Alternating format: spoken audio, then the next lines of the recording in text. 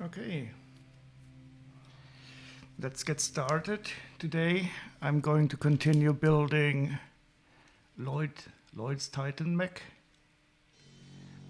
It is a used set. I have not sorted it before, so I don't know if it's complete or not, but the good thing is I do have the set also built up. So any missing parts that I've already found, I was able to salvage simply from the other mech that I'm going to unbuild later on, so that I can record the missing parts that are in this set. So the torso is almost mostly complete. The upper part of this leg is already built. And now I'm probably going to continue with the legs and then the arms and later on the head. And we already have the big flyer for the back completed. That can be connected to the mech, but can also be used as a separate flying machine.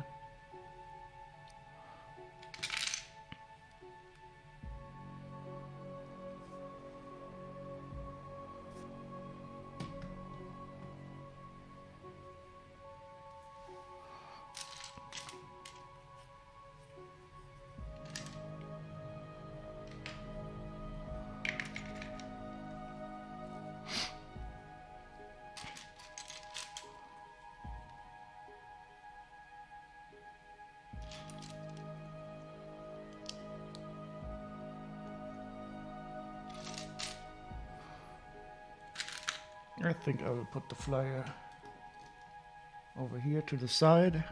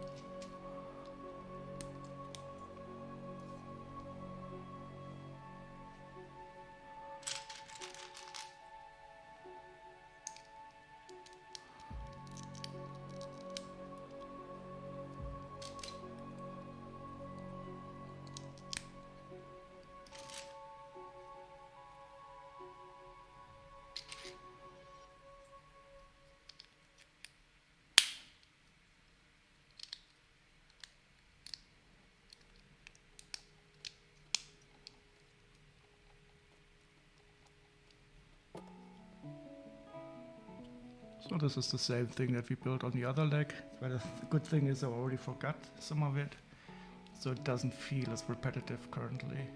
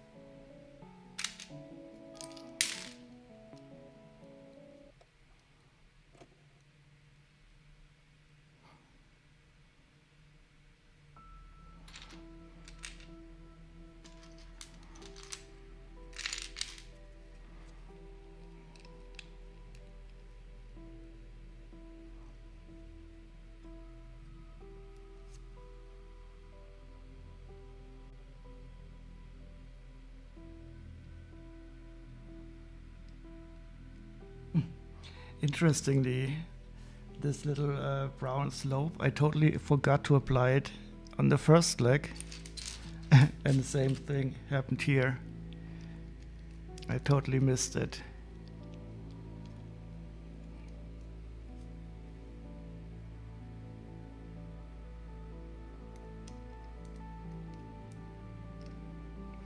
But these little omissions are usually easy to catch.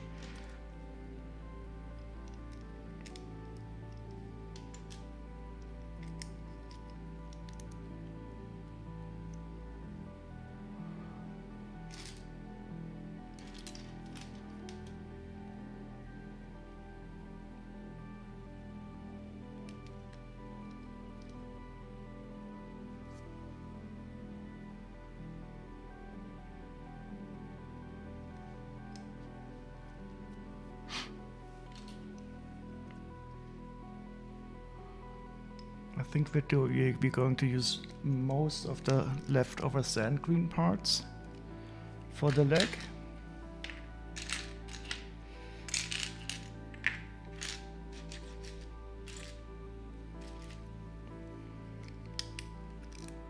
And the arms are going to be mostly white after that.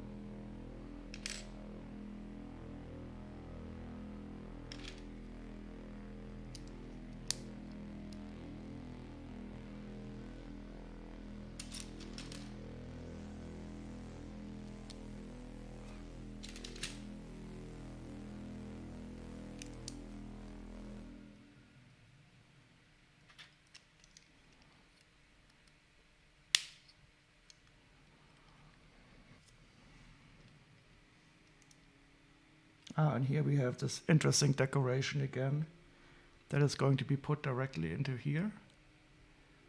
And that will make it also less easy to put the, when you connect it to the torso, to use the wrong holes in here.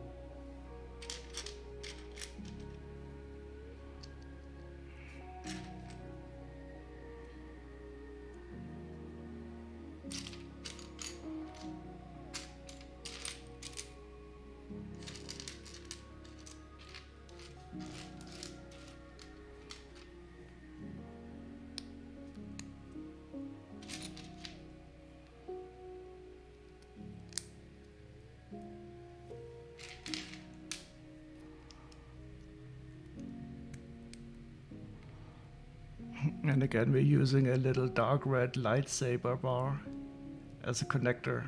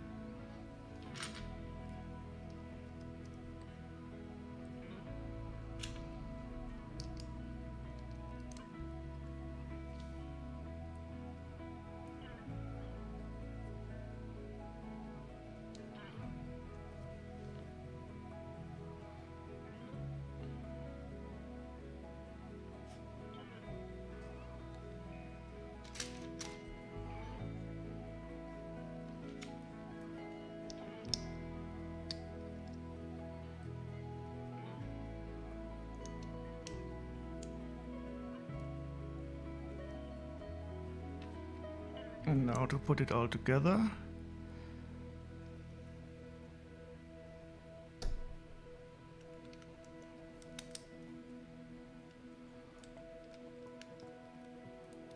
Oops. Is this right? This doesn't feel right. Oh, okay. Who said if it doesn't feel right, it usually isn't? I don't know. Somebody on a stream once said that. And that was a very smart observation. When you put some Lego together and it doesn't feel right, it usually is not right. But now it feels right, and it is right.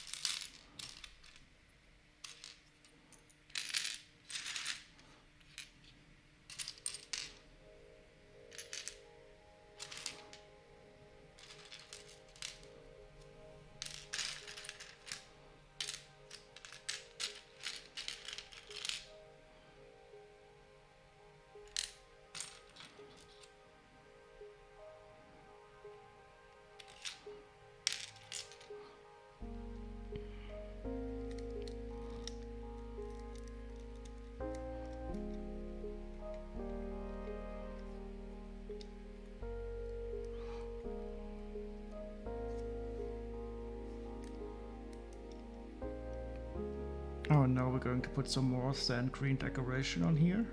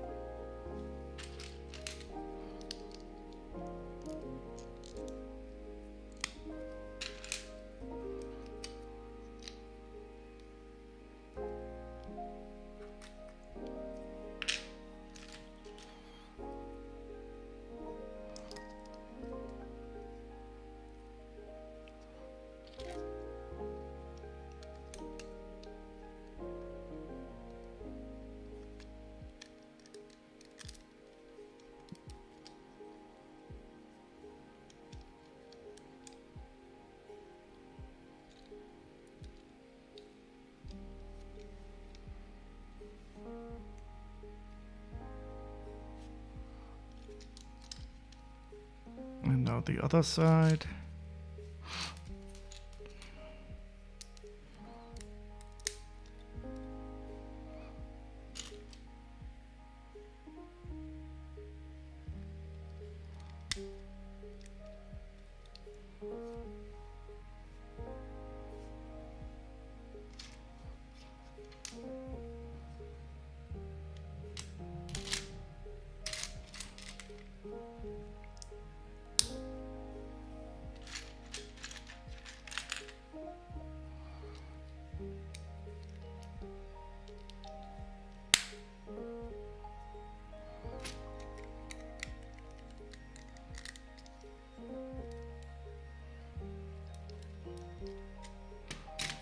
Also, we still have some sand green parts left.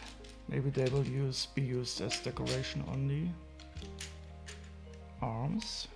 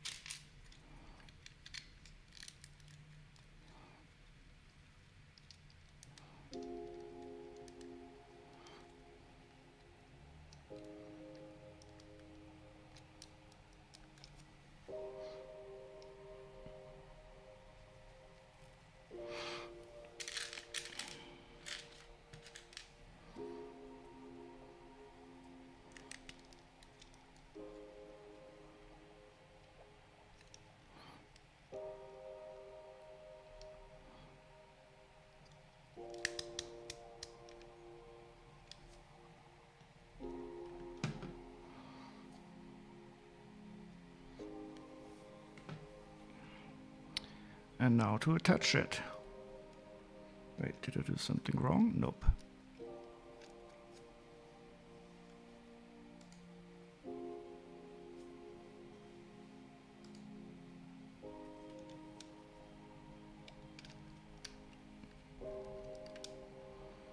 So they filled in these two holes on purpose. So now that we can attach it, we are not trying to attach it to the wrong hole. And only two are left that we can use.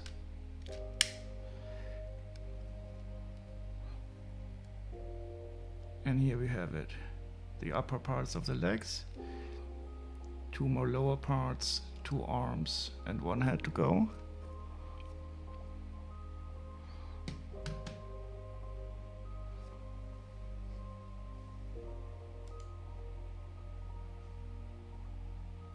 And now we're going to build two of the feet. They are going to be identical and probably quite symmetrical too. So that should be easy.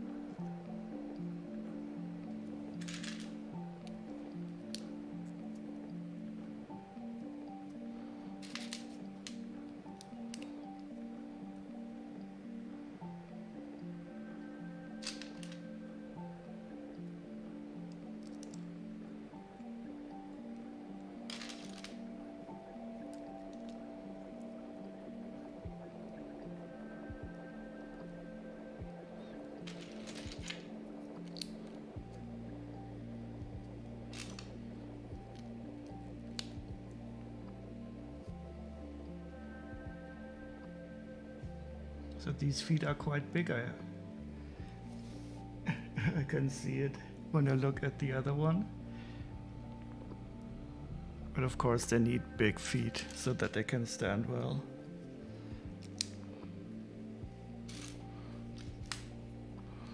But this one doesn't have any of the rubber below that other bots also have, so that they don't slide.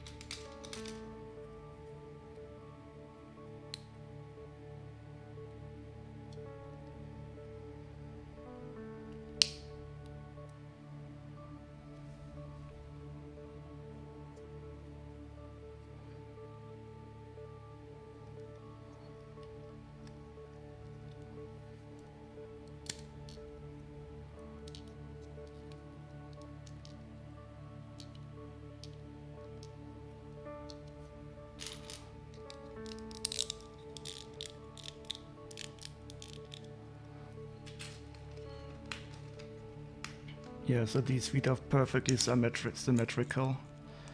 So it's no wonder we can use them on both sides. Oh, those are not even feet. Those are the lower legs.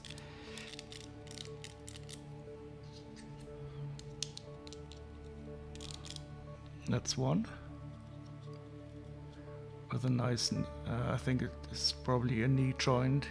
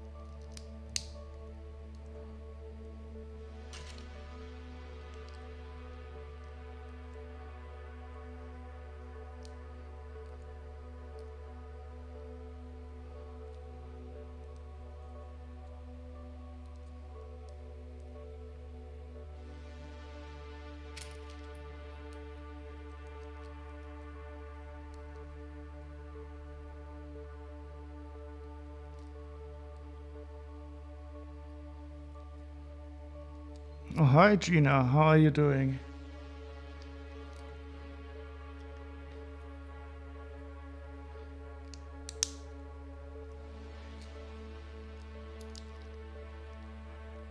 I'm doing quite well, enjoying the weekend.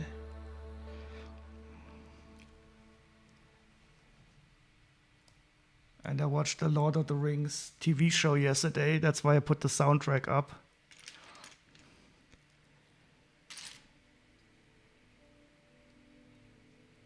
You had a little trip to the Lego store today? Wait, a little trip? Let me guess, you did not come back empty-handed.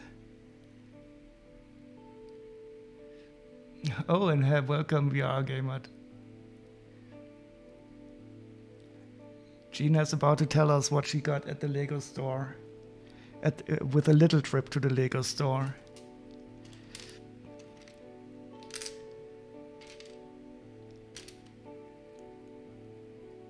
You did not come back empty-handed.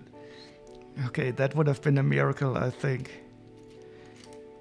Are you living near a Lego store? So how many Lego stores are in the Netherlands? I guess there's one in Amsterdam. There's probably one in Rotterdam. In Den Haag? I don't know. So what did you get?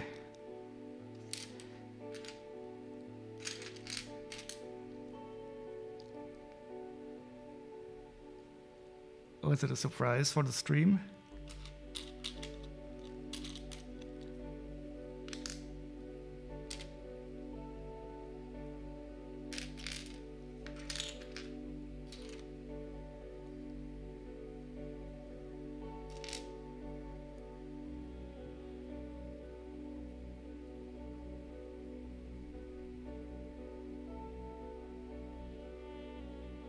Oh, cool. So you bought a little Lego head? You mean one of these Lego boxes? I have one and I'm getting one. I'm getting a skull one soon.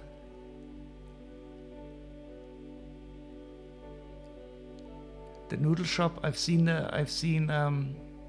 Exposing Alex build the noodle shop. That looks quite nice. And a small Batman Lego bicycle. Oh, is that from the new Lego TV show? I think I've seen that set. A Wally Pop Funko? But that's not Lego.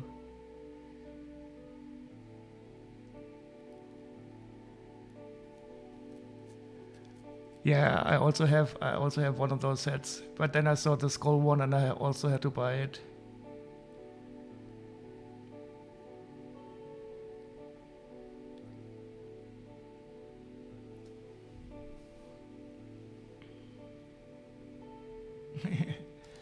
You're absolutely allowed to buy something else than Lego.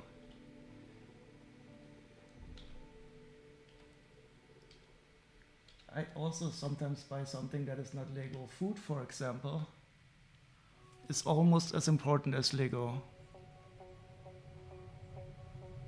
Oh, Selina Kyle, isn't that the Catwoman? Very nice. Oh, I like the bat signal in there.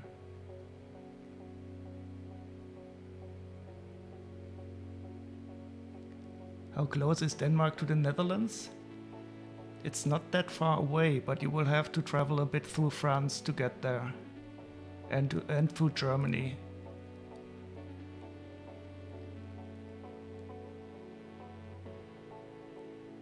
It glows in the dark? Okay, now I have to get it. This is so horrible. On my last stream I also bought some Lego.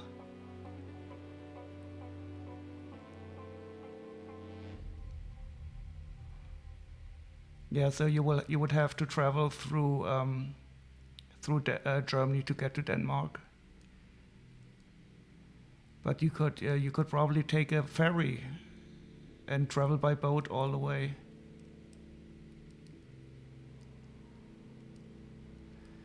I just have to put this set on my wish list now.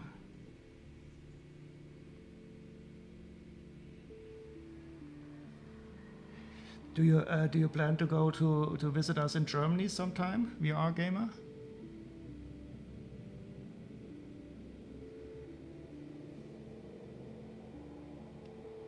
76179.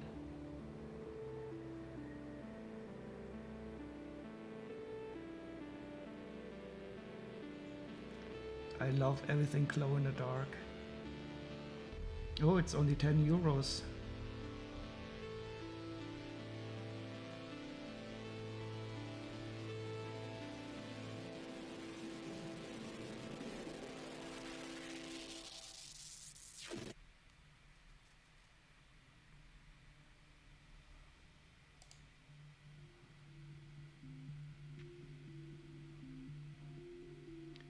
The last place he stayed was Nuremberg.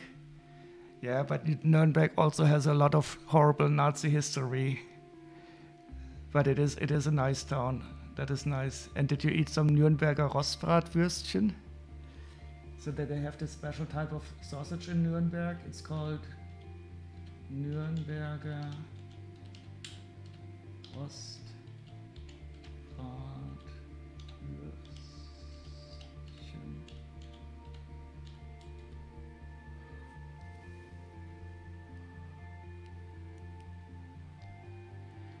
You Google it, from us to Denmark is actually 7 hours. Yeah, but you could probably be an environmental pig and take an airplane or something.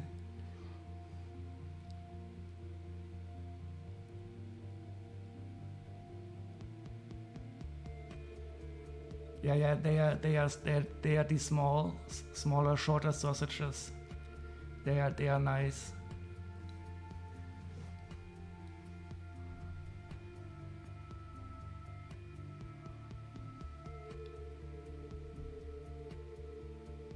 No travel plans for VR gamers. Well, if you ever make some travel plans, you are welcome to stay over.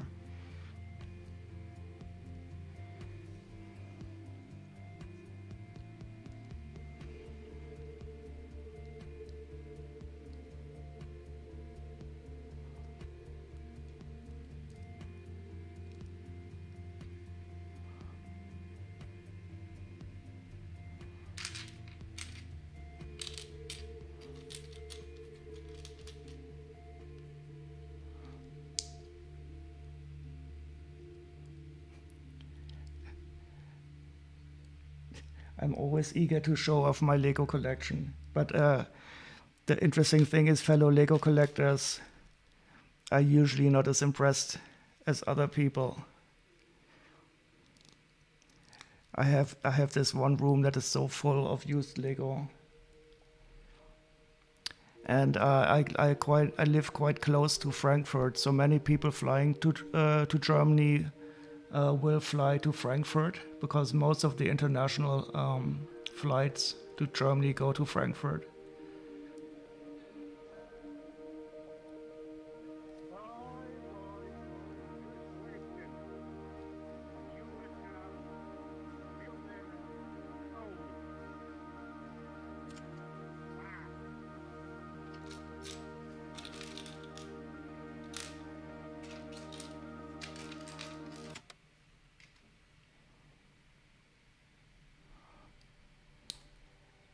So did anyone else already see the Rings of Power first 2 episodes?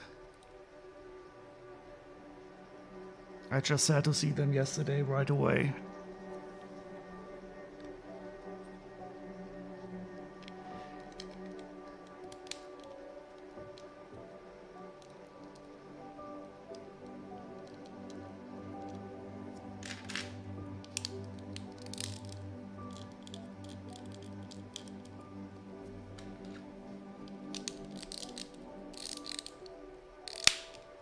Oh, you'll likely wait to binge it all?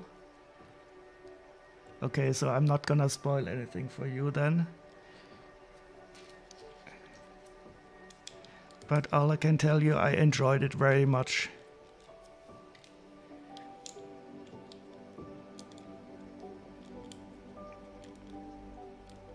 But I also wish they would release it all at once. I don't like waiting a week for next episode. I'm not a really binge watcher, but I would like to at least have the option to binge it.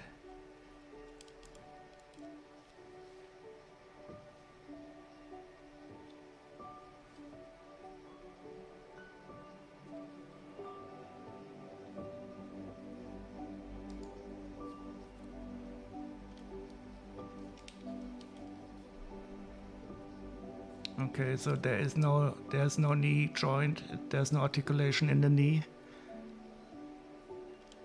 This is the most important thing about mechs if you ever watch a review by Chang. And some of the newer mechs do have knee articulation. But for me, since I only display them, it's usually not that important. Oh, hi PG name. Welcome in. So I'm currently building a used set. I have not sorted it out, but I have, in case any parts are missing, I can salvage my version of this of the mech. Yeah, that is true. But they did make mechs in this size already with knee articulation. And I don't mind that much because I simply display them standing upright anyway. But I like watching Chang's reviews because he always talks about the knees.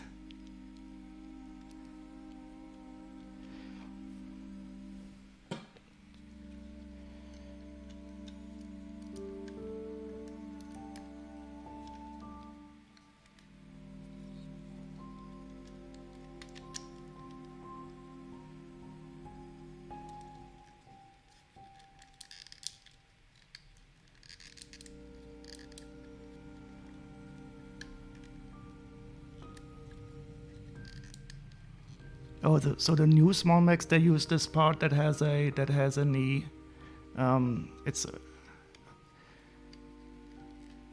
But I don't have any of the new small Marvel mechs. I also didn't like the redesign where they redesigned it so it's asymmetrical.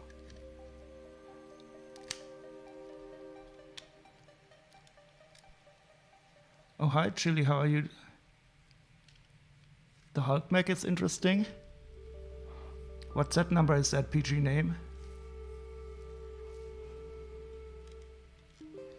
And welcome Chili. Oh, praise for incoming rain. Oh no.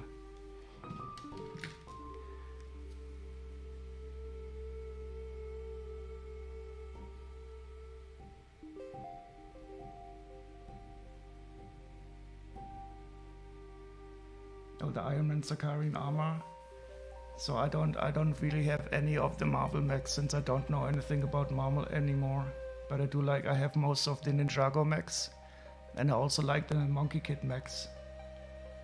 So the red Monkey King mech is really awesome. It's one of the biggest ones. And there's also Kanai's Ninjago mech. And of course the Voltron. That is the favorite.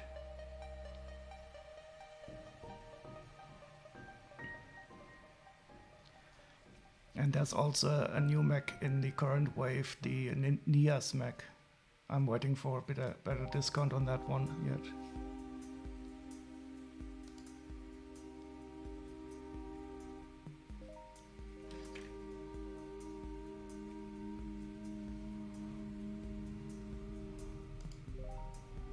Well, I'm doing perfectly well, thanks, Chili. I watched the Lord of the Rings TV show yesterday, but everybody else seems to wait until it's fully released, so I'm not allowed to spoil anything about it.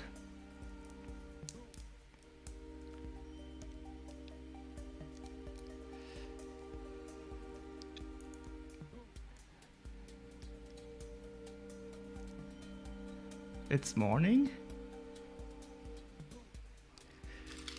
So here we have it almost, it's almost 2 p.m. in the afternoon. But I had a really nice day so far.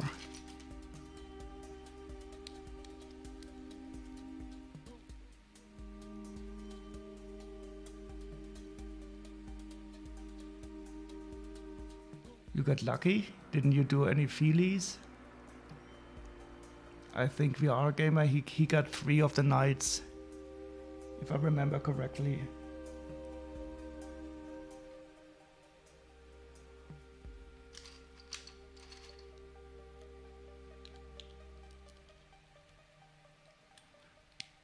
Oh, that is lucky if you didn't feel ahead. Which one did you want?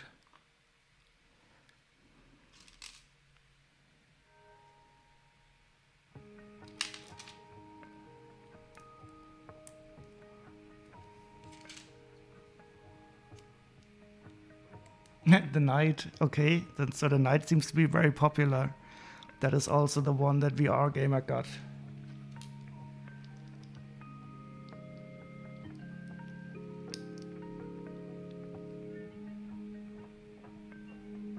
It was in the back? You mean it was in the back of the box?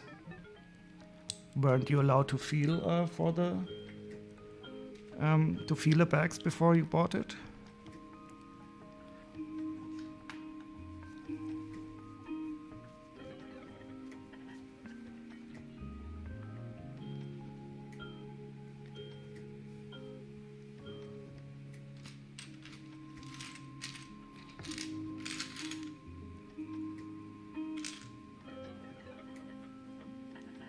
Oh, so you really simply got lucky. So I don't even know how many. Just got them from the back of the box. So how many are there in the series? Is it 12 or 16 or something like that? I'm personally not the biggest minifig collector, so I don't know.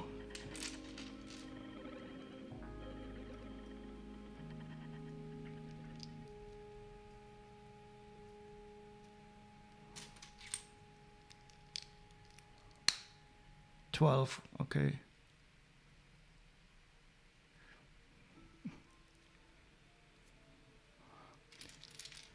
Yeah, VR Gamer is working to get them on to corner the market of the with the Knights.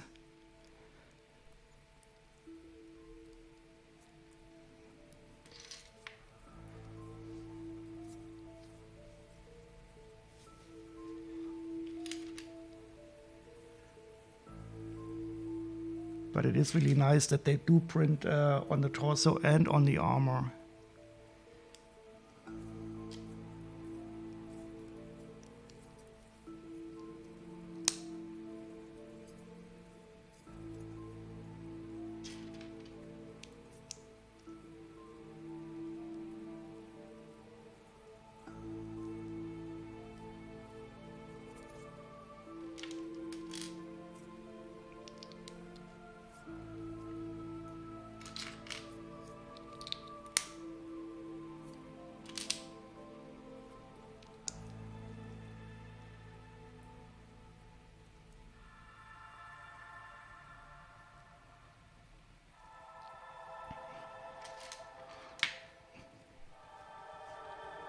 A knight and a nutcracker.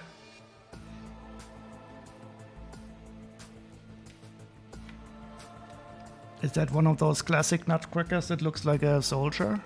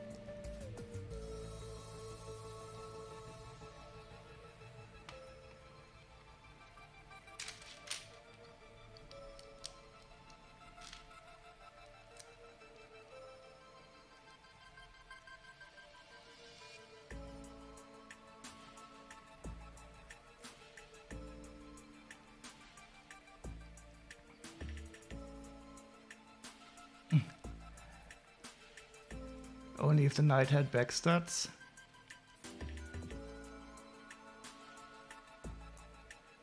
What would you do? What would you put on the backstats?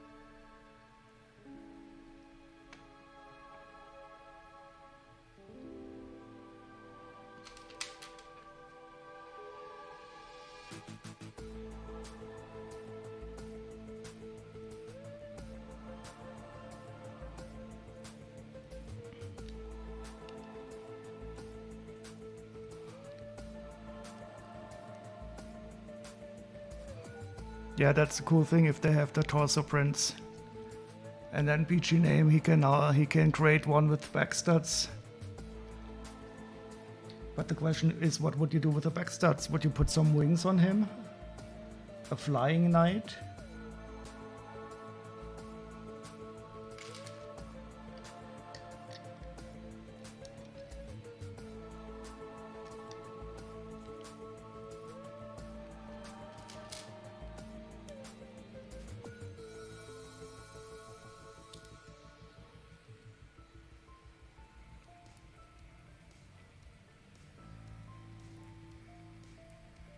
Oh, welcome. Thank you very much for that follow, Act 600, if I got the name correct.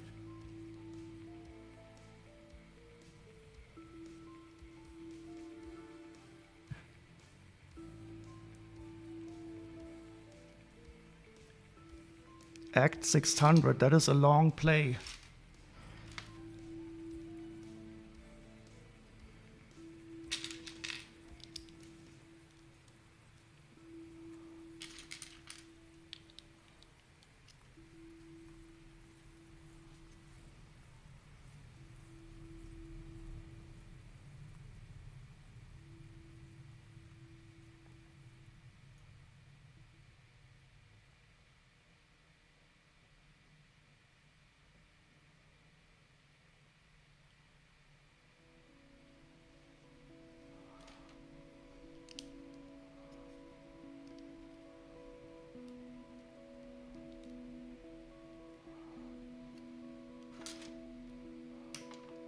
So you can reach everything with a bike.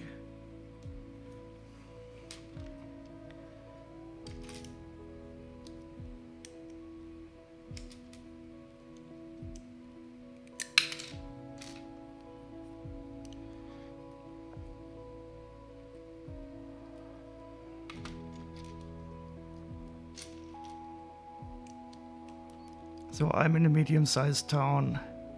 I could probably reach most everything with a bike, but I'm too lazy and we have pretty good public transport.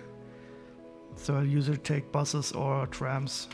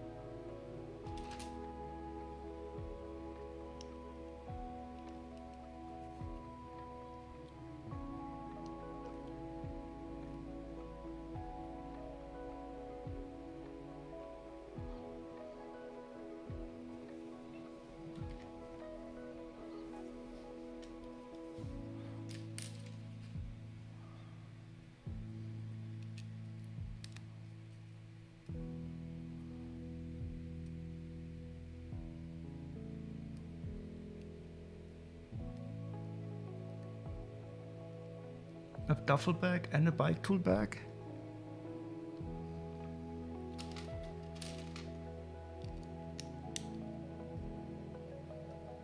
A duffel bag, is that on your back then? So this mech at least has some danger from kicking.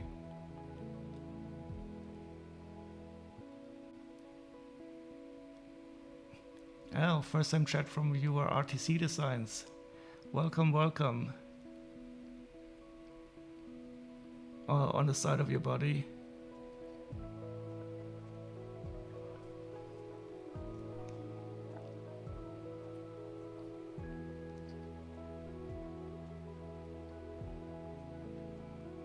So welcome in RTC Design. So today I'm building a mech that I bought used. But I'm building the mech directly because I already have a copy of the set, and if any parts are missing, I can take them from the other mech, which I'm going to unbuild later on.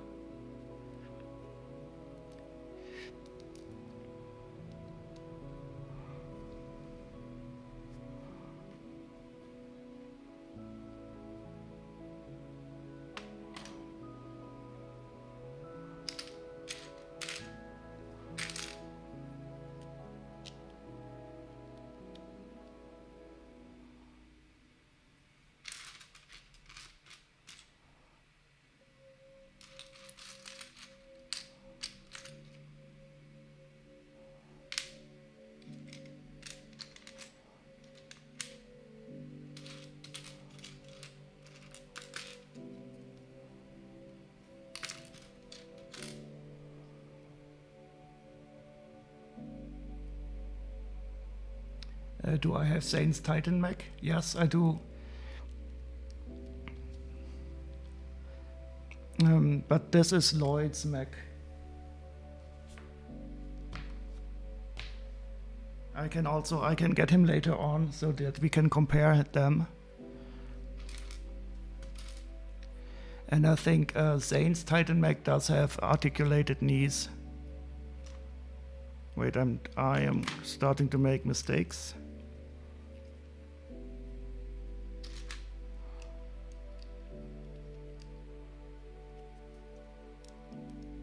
Oh, and welcome in, Mifimu.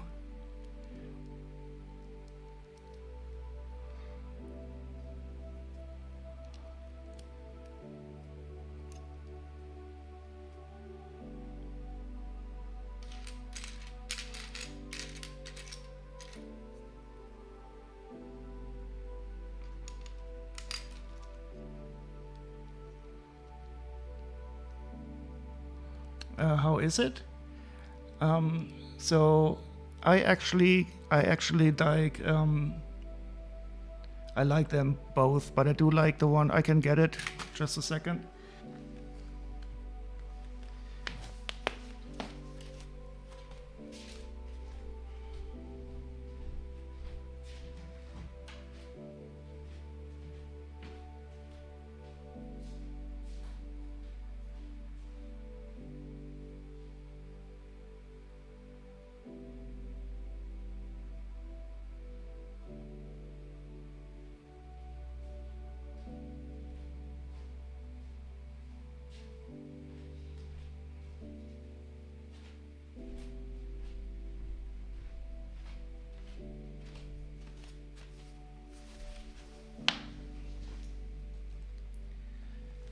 So this is Zane's Titan Mech. I do like that the legs are articulated on this one here, so you can bend the knees. And I like the sand blue color scheme a bit better. And otherwise the build is quite similar.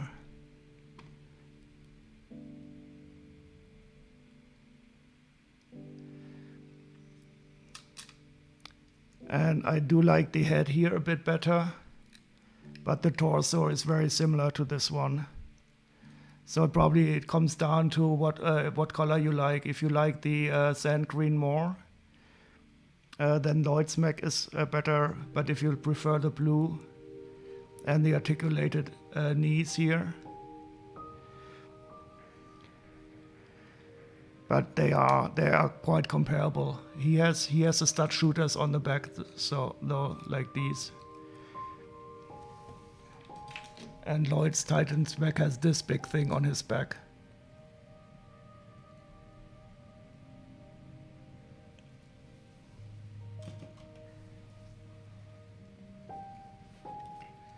But in the end, they are quite comparable concerning the size.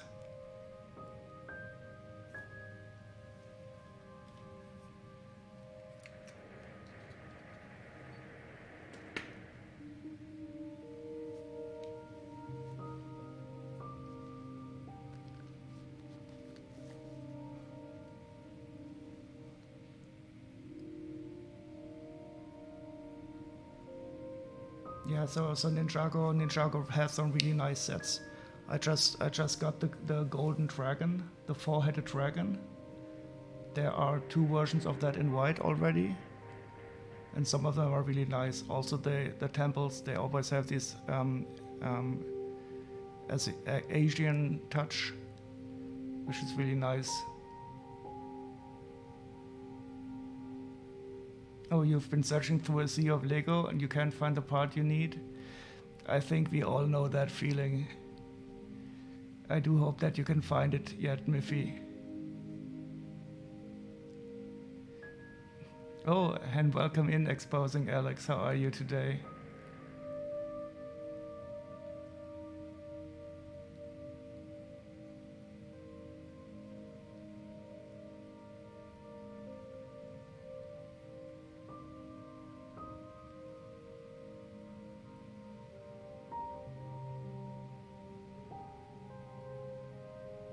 or transparent clear pieces. Yeah, so if I put a transparent clear piece on this table here, it is really hard to find. That's why I usually use this tray here.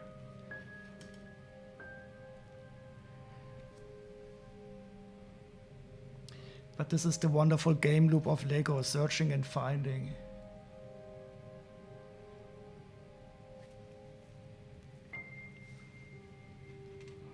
Well, I'm having a great weekend so far exposing, Alex. And I hope you do too. And how is Joe doing?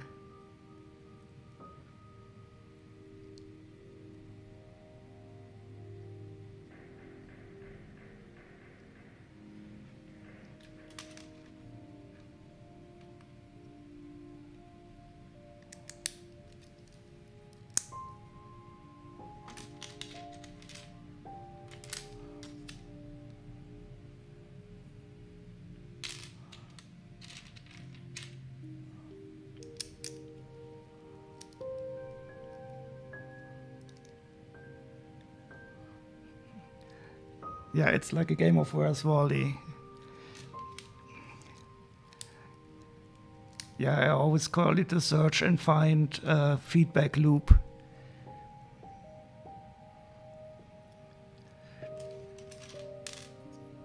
It can be very satisfying, but when you have this small bout of anxiety that a part might be gone or missing, and then you find it, and then everything is good.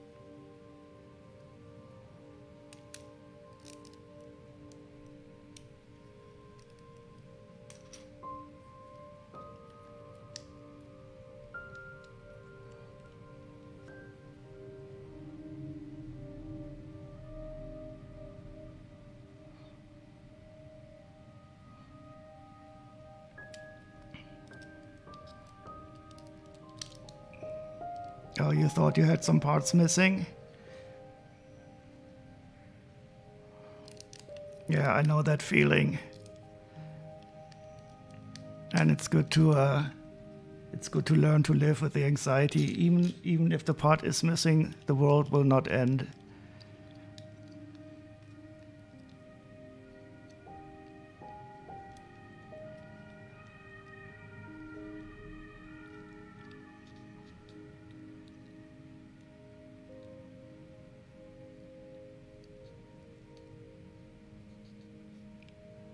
Oh, you told your sister is she living nearby? She would probably like it if you'd stayed, I guess.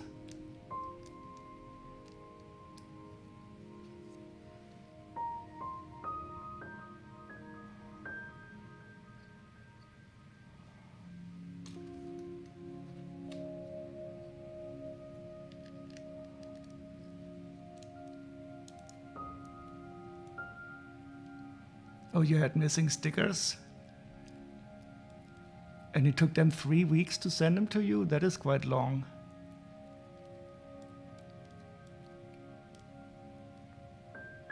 What country are you living in, if I may ask? Because I usually got them sent missing parts a bit faster than 3 weeks.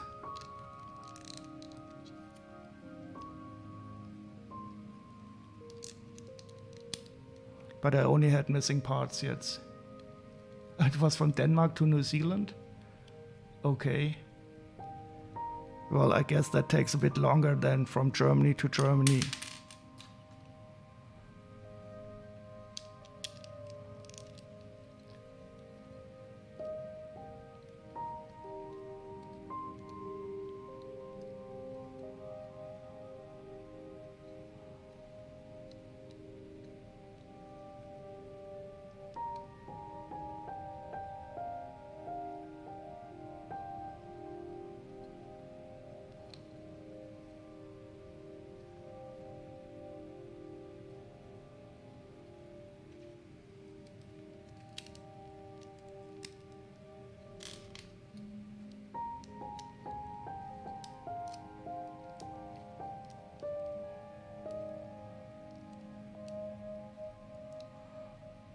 You live in the same small town, and she'd love for you to stay.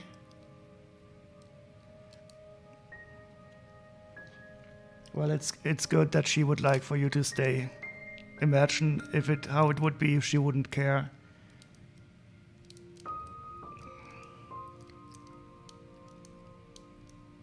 Do I have a Lego store in my area? Yeah, so there is one in my area. I live near a town called Frankfurt in Germany, and there's one there, but I have never been to the store yet. I'm a bit socially awkward, so I really don't like going to stores if I don't have to. So I have never ever been in a Lego store in my whole life.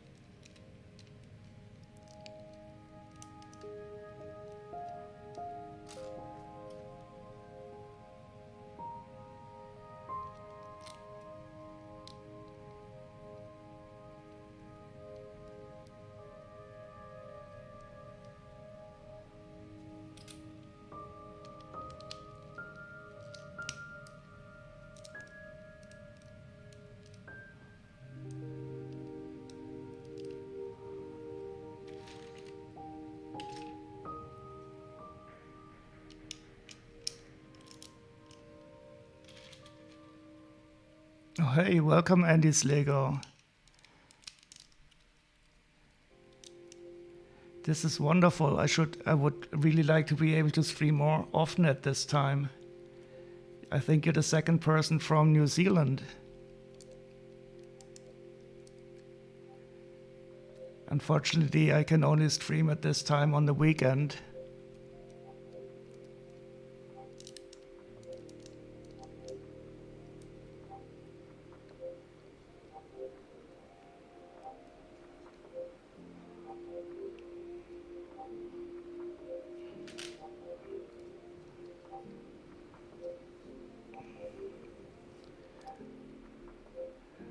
Oh, I'm doing quite well.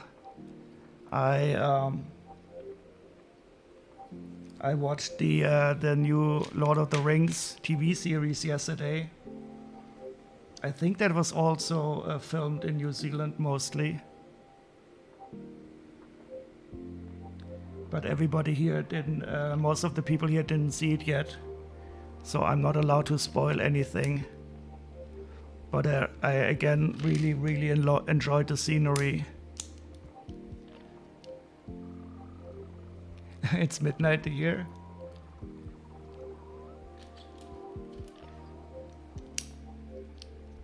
No worries. I will not spoil. I would not do that. But I can tell you that I really enjoyed it. But we are listening to the music already. I hope that's not too bad. So this is the music from the TV series.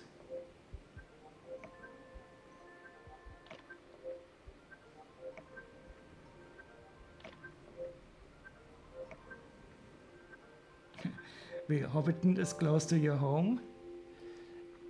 Wait, let me guess. I now know why you never show your feet on this stream, Andy.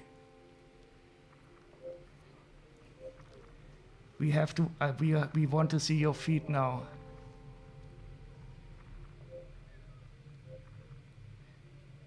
And yeah, and yes, I did quite enjoy it.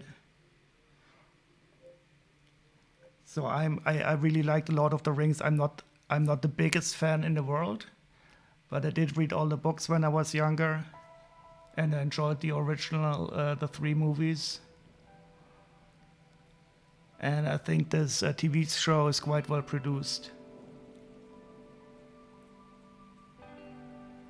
Yeah, but I wouldn't like to spoil anything for people.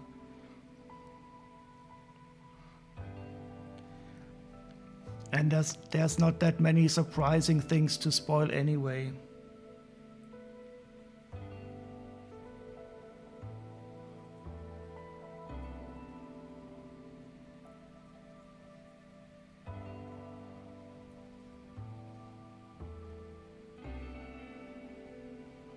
You can tell me Andy's Lego doesn't have hobbit feet? Well, I want to see the live proof. I want to see the hairless wizard feet.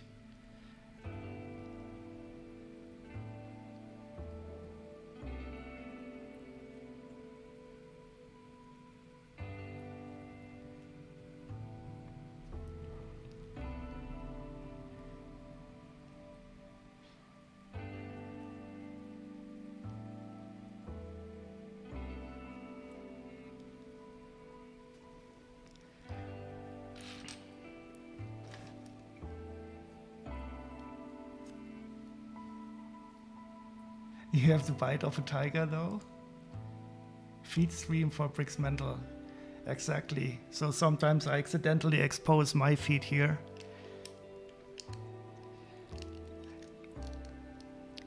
But by the way, Andy, even if you have hairy feet and are a hobbit, I think we would still love you just the same way.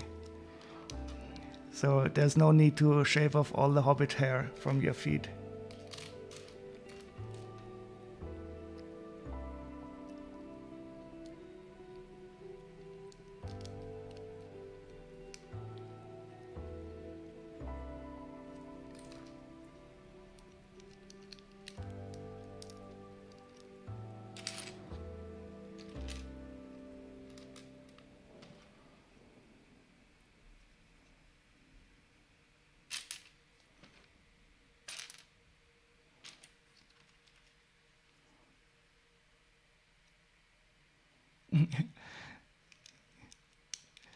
Make sure your feet are clean. Well, sometimes I don't have the cleanest fingers here.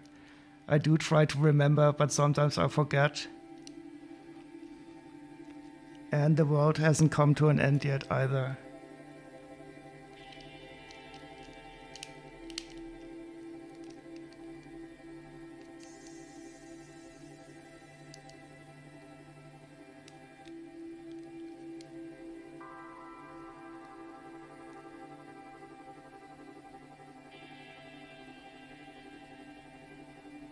After having 2 leg surgeries and then what is an X-fix surgery?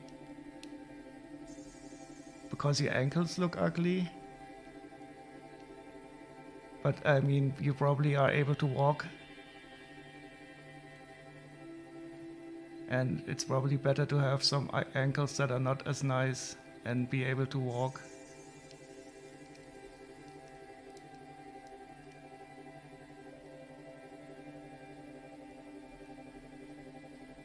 But I can understand that. I used to not like to wear short pants because I thought my legs are too hairy.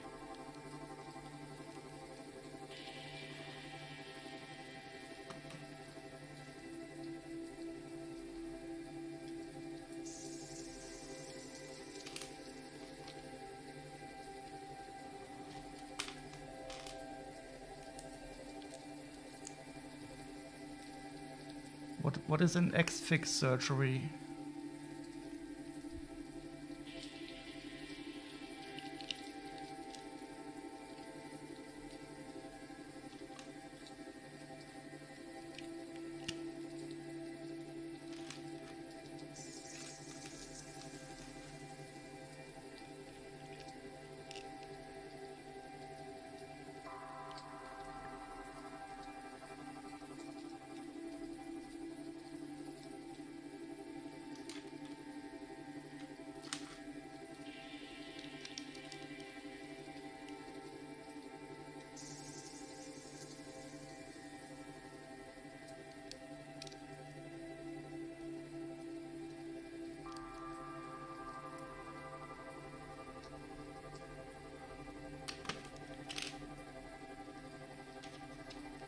I'd be totally surprised if I'm building this correctly here. I'm so distracted by the chat currently. That's the bane of the Lego building streams.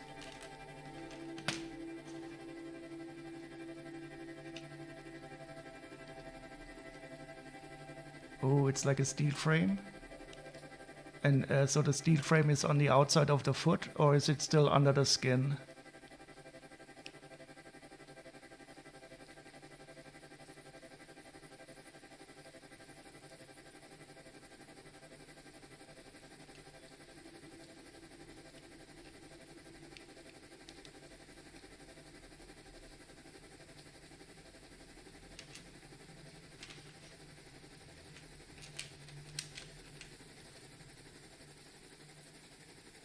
You rarely get a chance to build or is distracted by chat. No, I don't worry at all. I always enjoyed this very much, otherwise I wouldn't do it.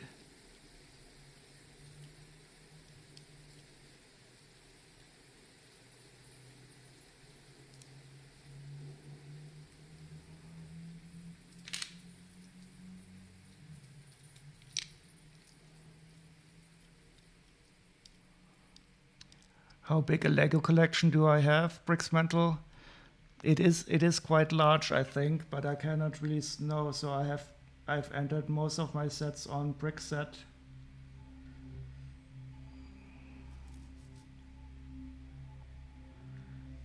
And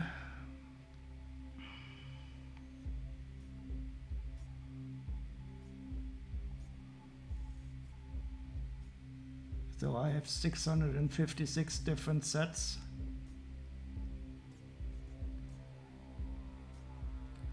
The size of your sets collection is currently ranked 9,786, whatever that means.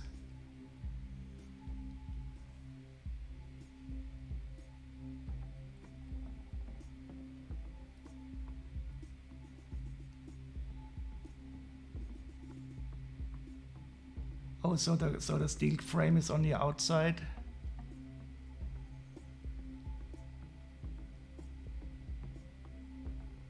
Two steel pins in your leg through my, oh god. Google Xfix after your stream. Yeah, I will Google that if I'm on a diet and don't want to eat anymore. Yeah, that sounds very complicated, but I'm really grateful that modern medicine can do this kind of stuff. 50 years ago or 100 years ago, you would probably have completely lasting trouble in your feet.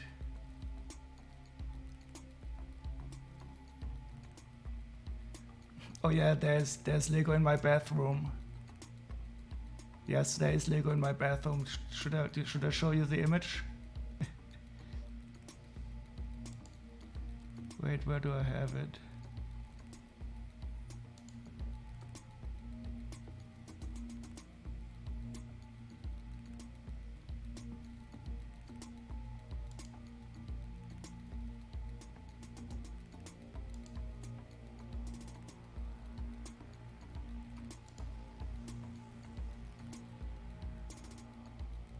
Probably leg amputation 100 years ago, yeah, definitely. So I think I would be dead at least 2 or 3 times over without the help of modern medicine.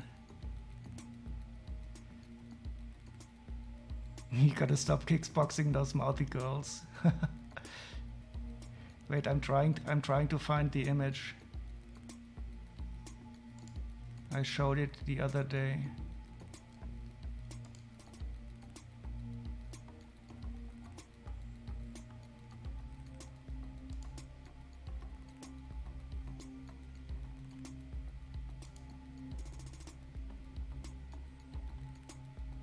So wait, I will show it.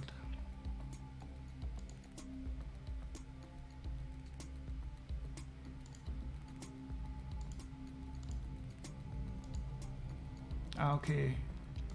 So this is one side of the bathroom.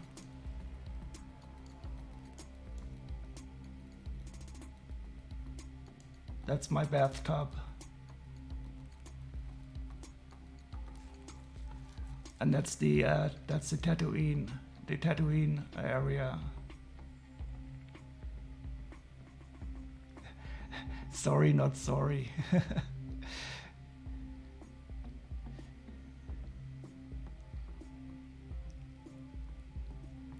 So I really love these older Tatooine sets.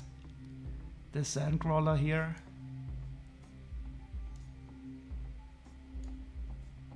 And there's a Jabba's Palace.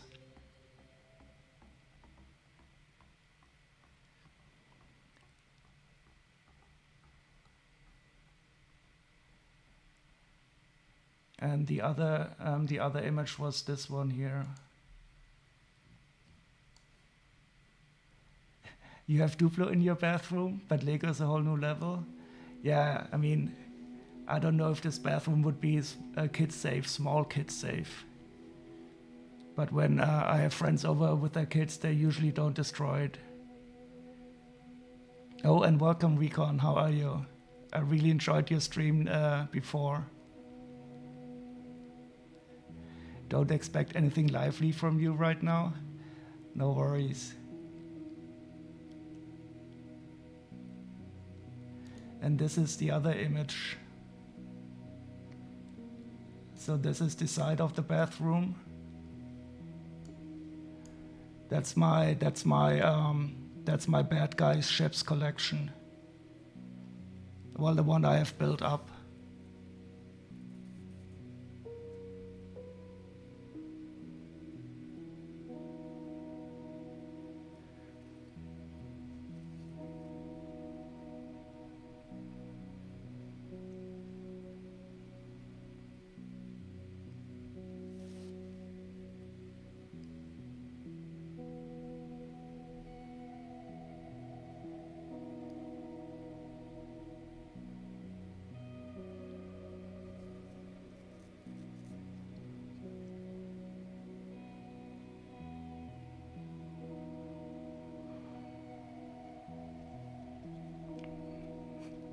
Yeah, Recon, he has a very similar taste to me.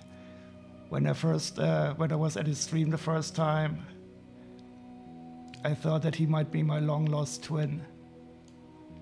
Because we have almost the identical taste in Lego sets.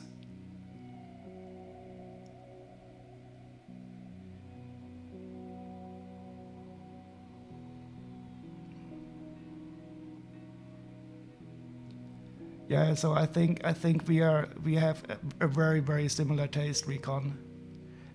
Maybe we really are the lost twins and were separated at birth.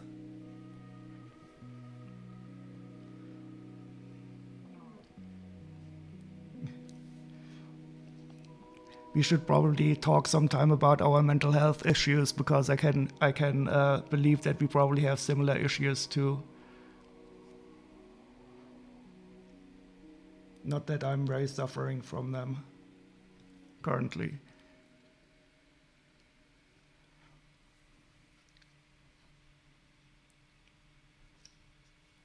Now I have two wonderful feet prepared.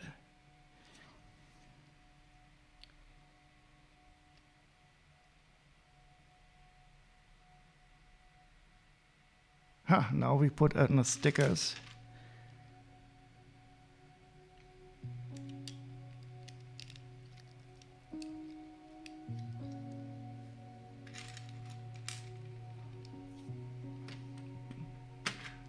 So today I was on Recon's stream and I was able to redeem the redeem where he puts up the name, and that was awesome.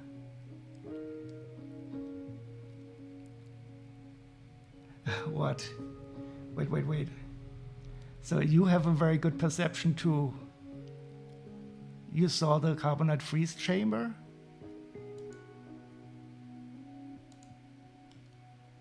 That is really small. Wait, I will put it up again.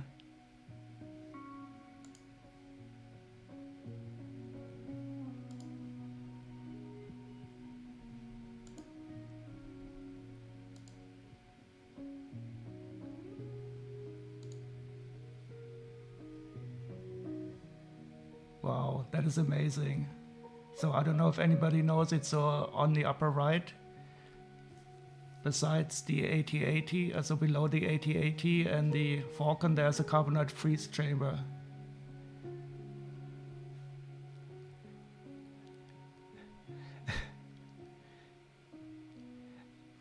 Actually, I have the carbonite freeze chamber a second time, but it's unbuilt. So if you come over, I can give it to you. But I'm missing one of the figures.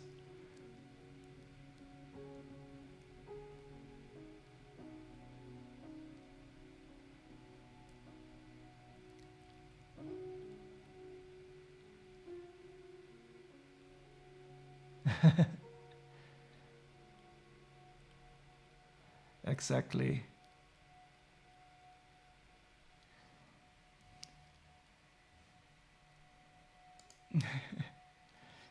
Yeah, so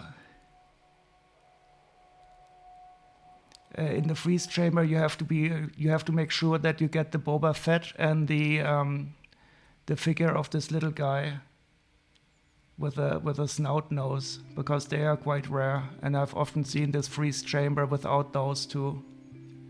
I think the Han Solo in that set is not as rare.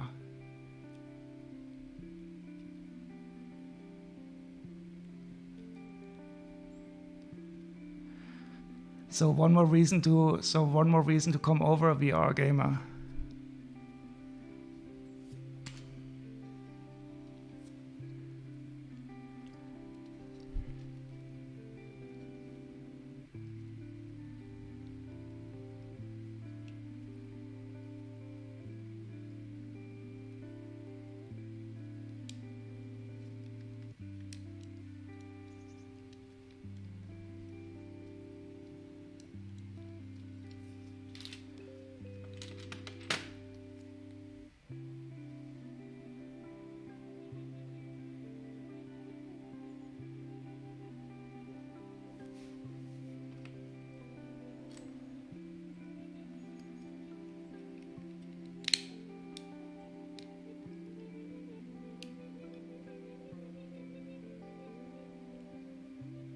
Oh, hi, Greasy. How are you doing? Having a good weekend?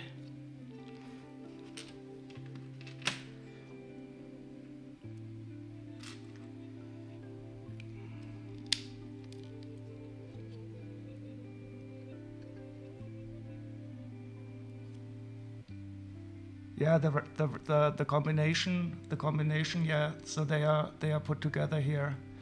And the interesting pick, I have the Sarlacc pit down below, but you cannot see the Sarlacc from here.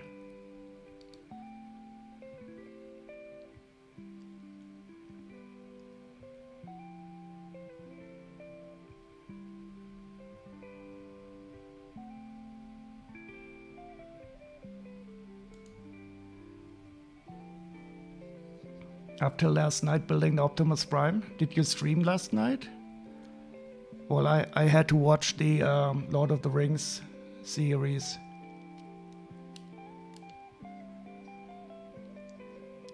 I don't have a complete house, unlike Recon. I only have an apartment, Gina. But it's a nice old building that was not bombed by in the war. Exactly, so the Sarlacc pit is with a desert skiff.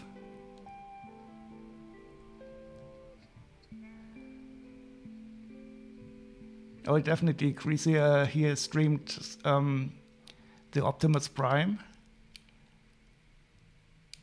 And what was the build before that? That was also cool. Nice sets that I still have to build.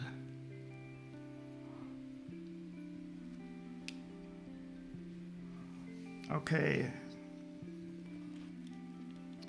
And now to attach the legs, the feet.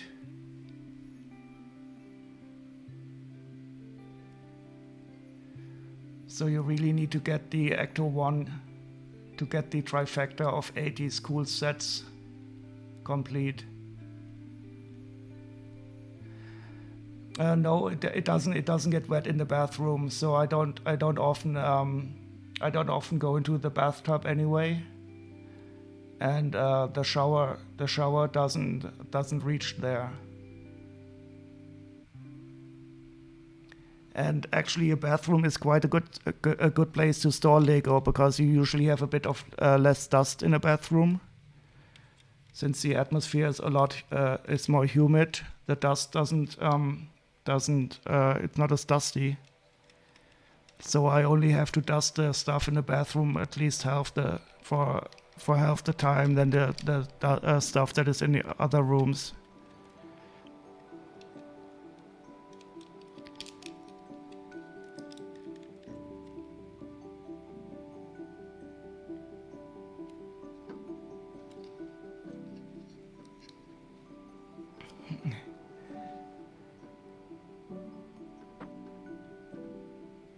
And one good thing is also I never put in on stickers on sets.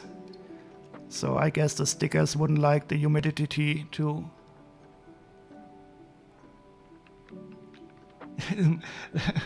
Plus in the bathroom there's people see you pew-pewing with your Lego. No, I would not be ashamed. I would not be ashamed to show people pew-pewing. There's nothing to hide.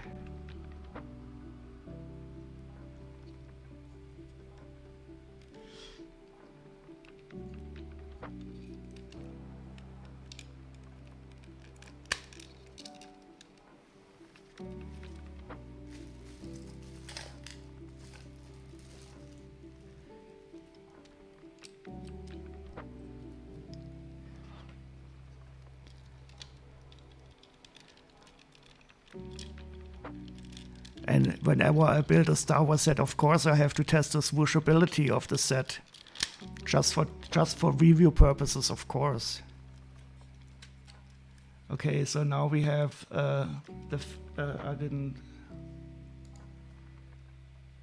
So now the lower part of the mech is complete. So you can move the legs like this and here. But in this one, the knees are not articulated.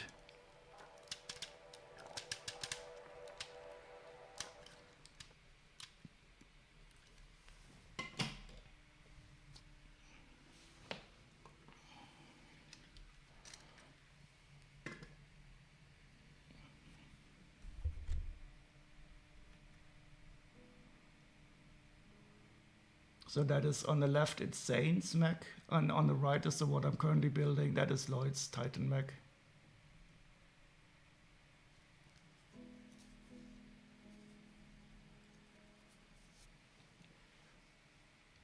Okay, yeah, that definitely this distinction definitely makes sense. But I still think that if you're in a very humid area, so in a bathroom, you do sometimes when you take a shower and it's very warm. I don't know if even decals would like it too much.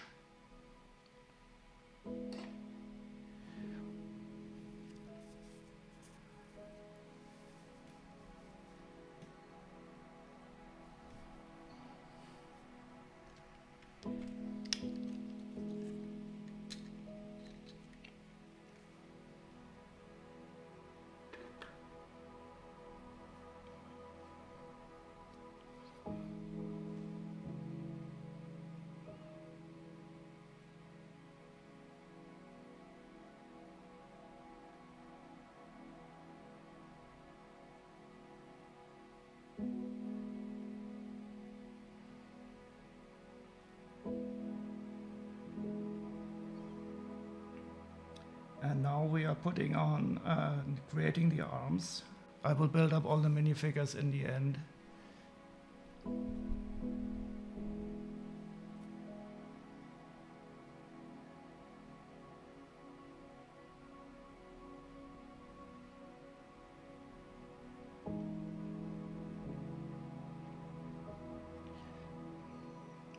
So I wonder what is the largest number that they had in a Lego set. I think I saw 6 times once.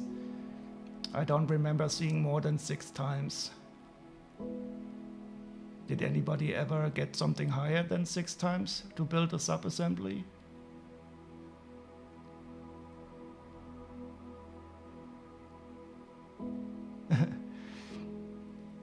You're between your sewers? Yeah, so I'm really, I would really like to see that, this big mock. And I didn't even know that the hangar was called 327.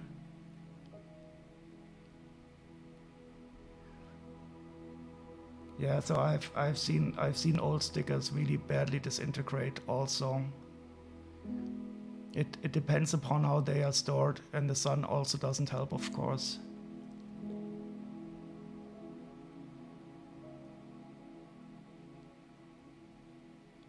Yeah, so this hangar must be huge. I mean, the Millennium Falcon by itself is really large, and then to have a complete hangar around it. But is there also a cantina located on the hangar?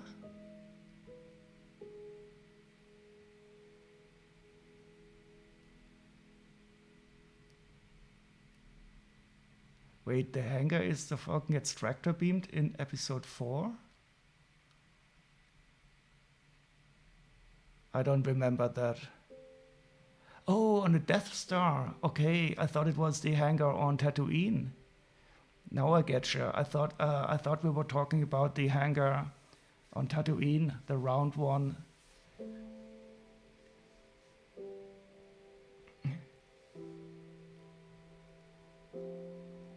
Now I understand. Sorry, I was thinking of Tatooine. I never even realized that they had numbers. Is that in Arabic written somewhere? So now we know at least that the Death Star has at least 328 hangars. I don't expect them to have an uneven number.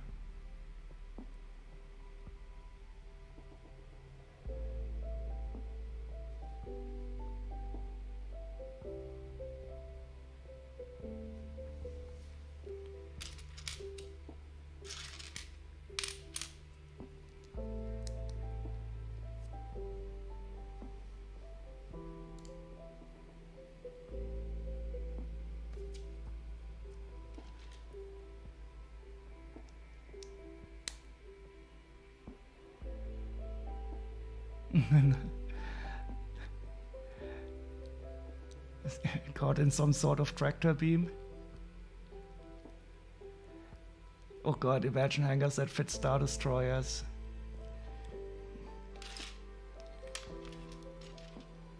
Yeah, that is the good stuff about these movies, that you have these wonderful differences in scale.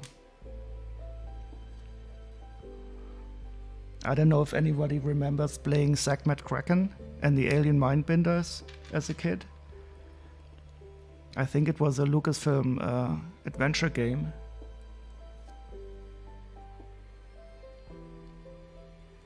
And there was the scene where you were on Mars. I think it was Mars. It was a different planet, and you were in this really large room. And your characters, they were only like 2 pixels high.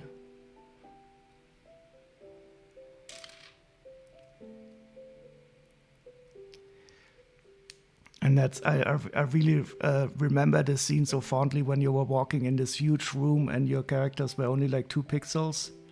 That was so awesome. You got this very nice feeling of scale.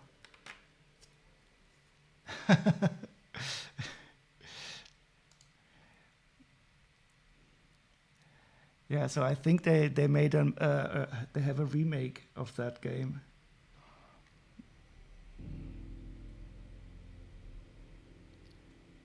Oh yeah, New Monkey Island gegen. It's even done. What's the name? Ron Gilbert is even producing it. If anybody reads the blog Grumpy Gamer, that's Ron Gilbert's blog. I can highly recommend it. He doesn't post very often, but when he does, it's fun.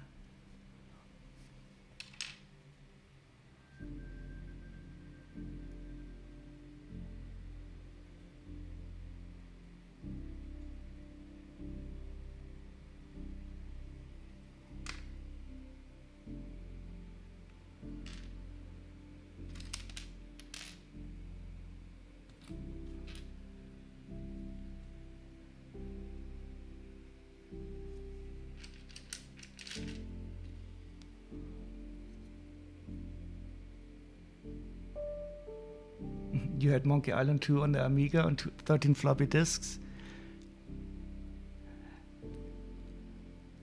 Was it really that large? Unbelievable, but yeah, they had a lot of colors. I remember that there was a CGA and EGA version of it. Oh no, there was also a VGA version.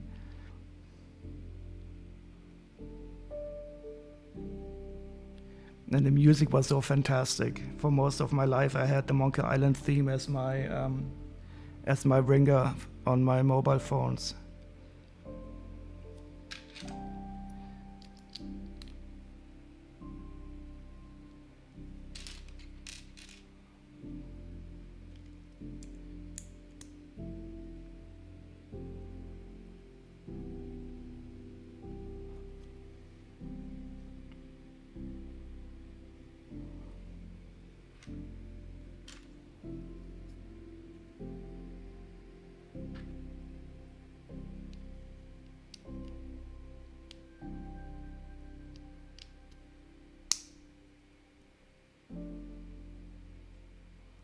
Yeah, this is some frustration. I didn't have that kind of frustration because I played them on a PC, and I had a hard disk that was 20 megabytes large.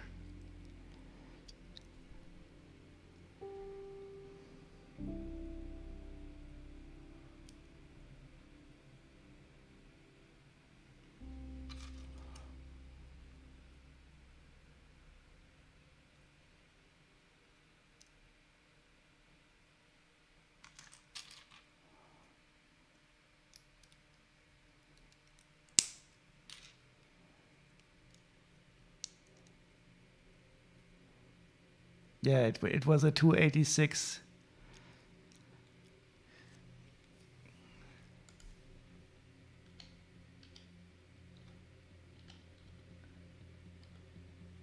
I was really happy about that processor.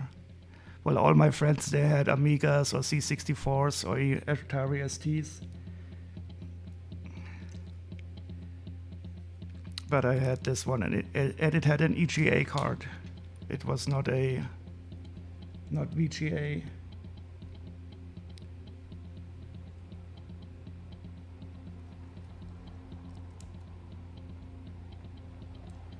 Oh god, now I've totally messed this build up now, I think. Oh, not totally, maybe.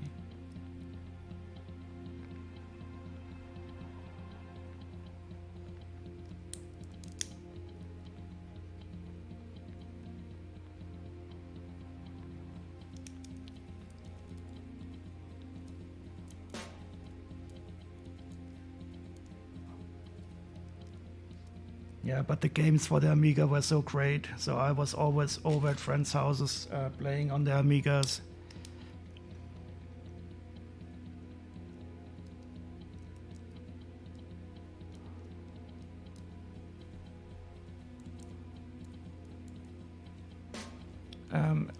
Am I in Gina H? No, I'm not. I don't. I only recently started to use Discord. So I have not a lot of Discord experience.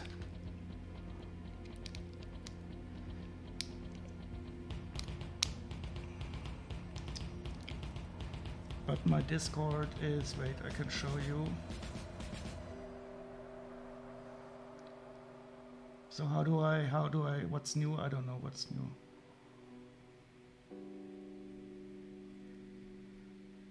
So I think, who am I? I am Brixmental 6657.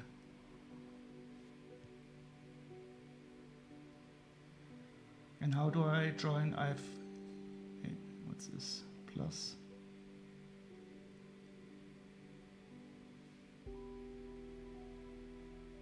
Oh, I need an invitation or something.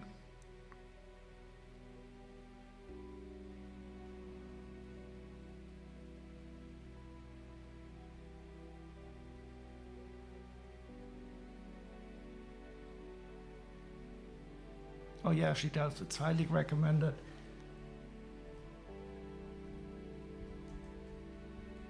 I'm very slow with the shout outs. I'm sorry about that.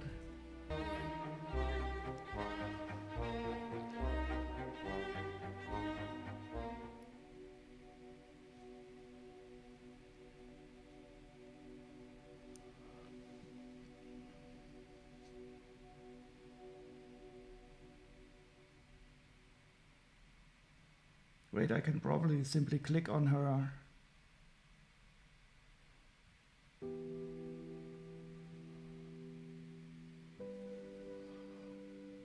Gonna get going and nip into town. Yeah, see you later, Exposing Alex. Have a great day. I'm watching my own commercials now. That's great.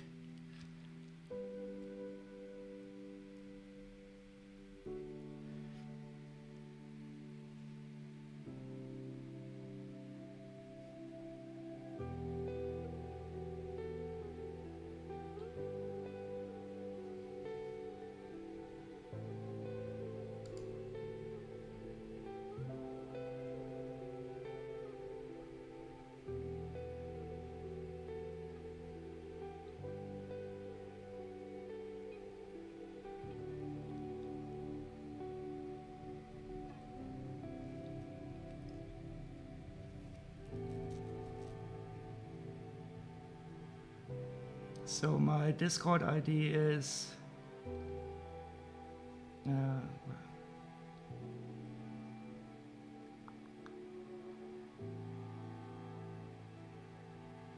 what is this?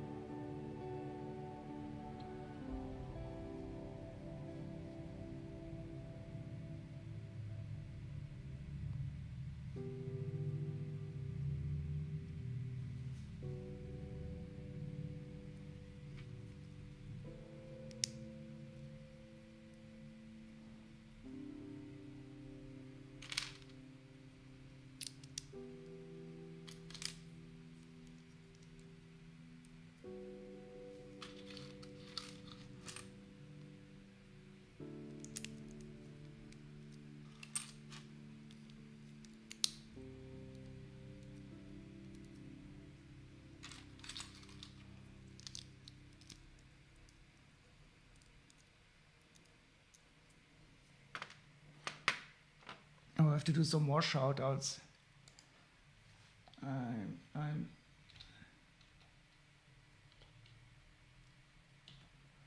So Gina Recon shouts streams.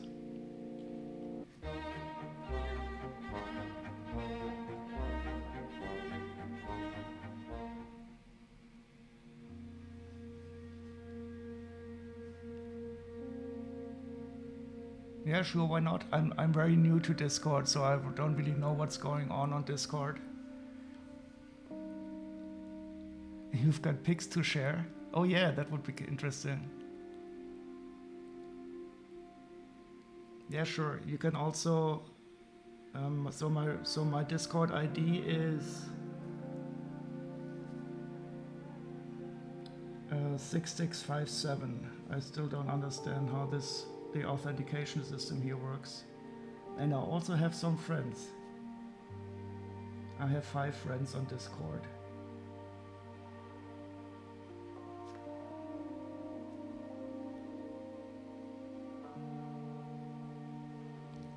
Yeah, I'm sorry for shouting out so slowly. I totally forget about that. And I think, VR Gamer, do you still stream? Greasy Fro is streaming.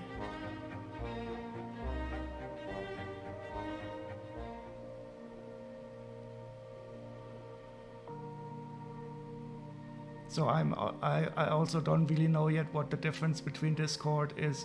I think it's more or less like a communication system, like Threema or Signal that is mostly used by gamers.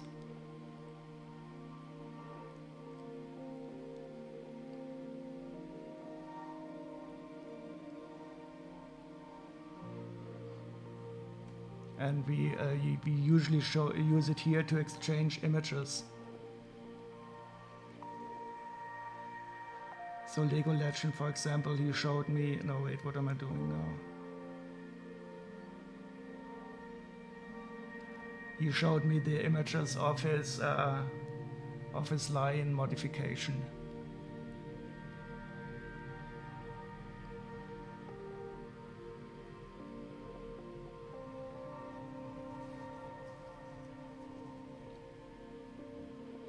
One thing I like about Discord is that you can easily use it on different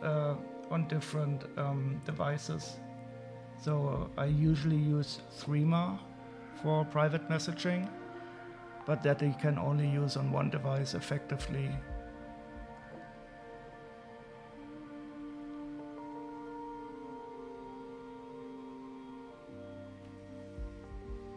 But this Discord, you can easily use it on a tablet, on a phone, and messages are synced. I don't think it's very secure, but you don't have to use it for high secure applications.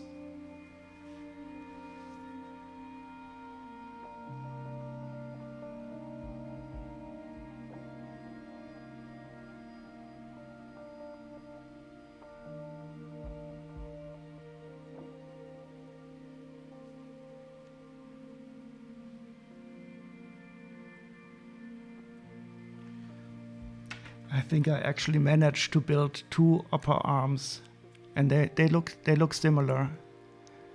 So maybe they are correct.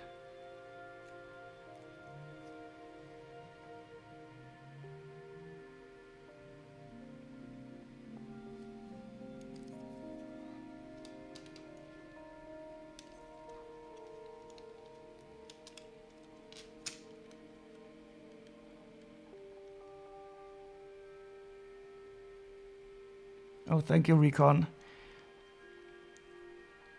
I will, but I can click on it on a different screen.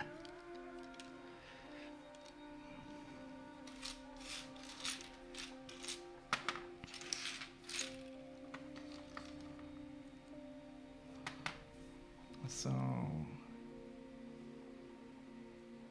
I will show you the table so that I don't accidentally expose the link.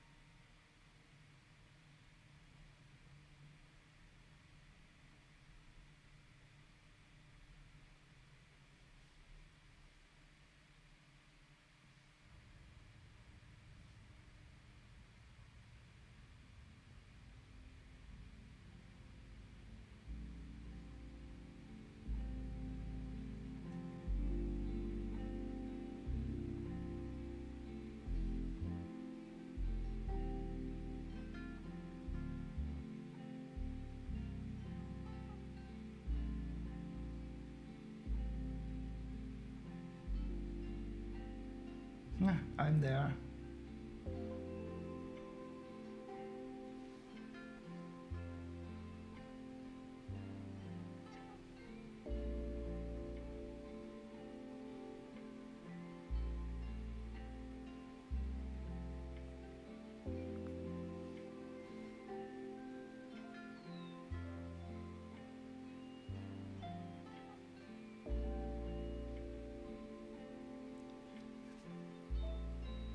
So I'm on the server, and I think, how can I do this? Sorry for getting distracted. I think I'll send some friend requests out after the stream.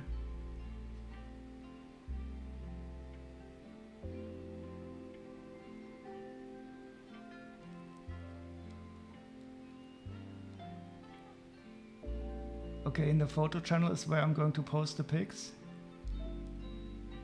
So is it okay if I show those on the stream?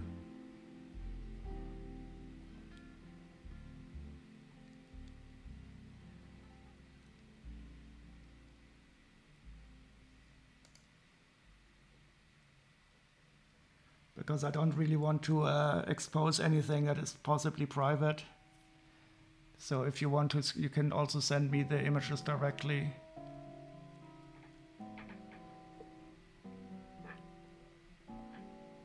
Okay.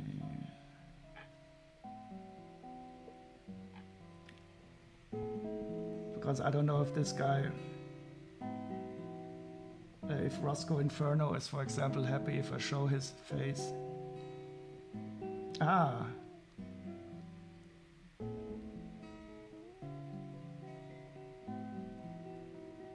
Oh, wow. Okay, so here are images from Recon, and this is the hangar 328.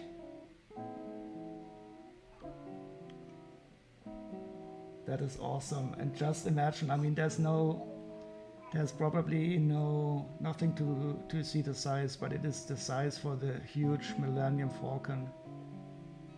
That is just awesome. And I guess those decoration up front, those white bars are all brick built.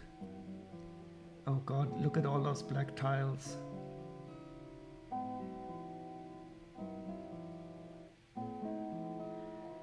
Oh, now I will not do something. Oh no, this is so good, so big, so wonderful. I just love this set so much.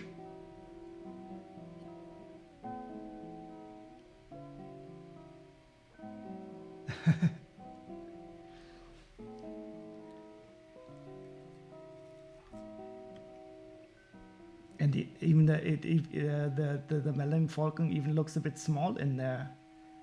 Look at the size of that thing.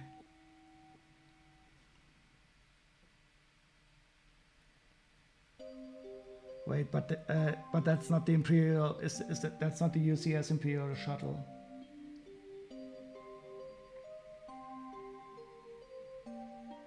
That is one of the sets I don't have and that I would really like.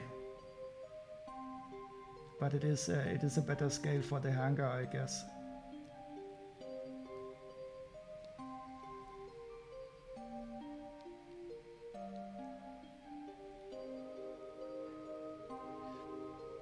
Yeah, that's I know. I think the UCS shuttle is also not minifig scale. But the UCS shuttle is one of those sets that I really hope that they would re-release at some time. Because that's almost impossible to get in a used state for a decent price. Wait, where's the pew-pewing?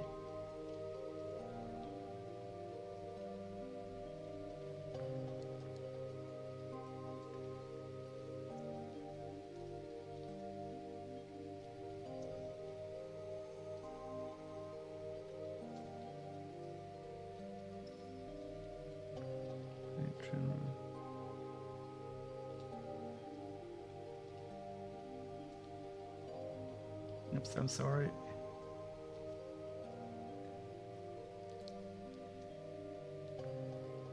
Yeah, it's not the one from last year. Yep.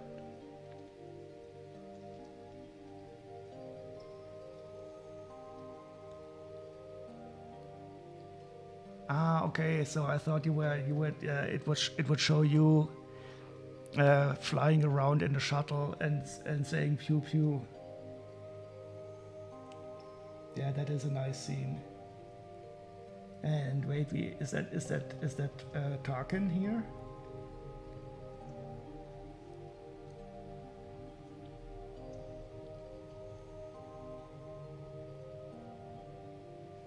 Wait, here. Okay, yeah, he's everything has to be documented.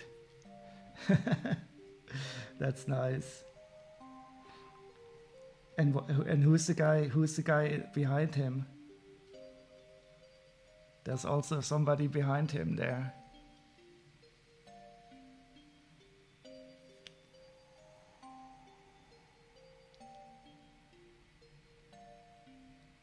the dude hanging off the ledge.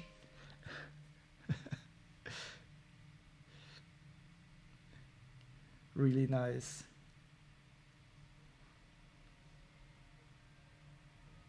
Oh, and you even got some of the ones who have the orange.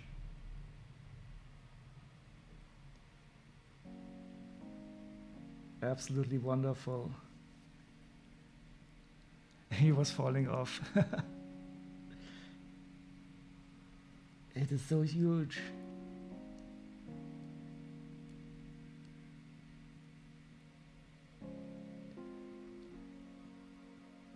So then I will have to build a mock of the Tatooine hangar at some time, I guess.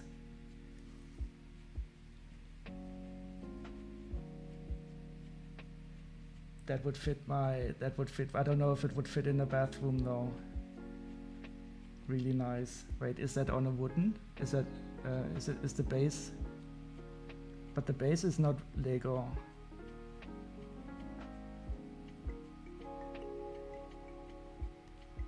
So you can carry it around in one piece.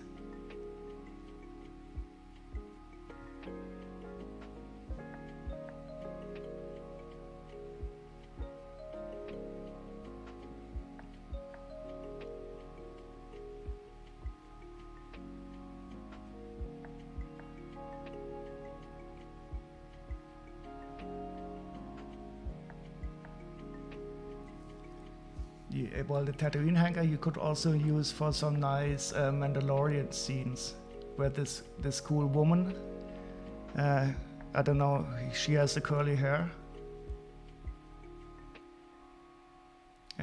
She always repairs his ship before it gets destroyed. I always imagine that it's the same hangar that the Millennium Falcon was in. But that's only my headcanon.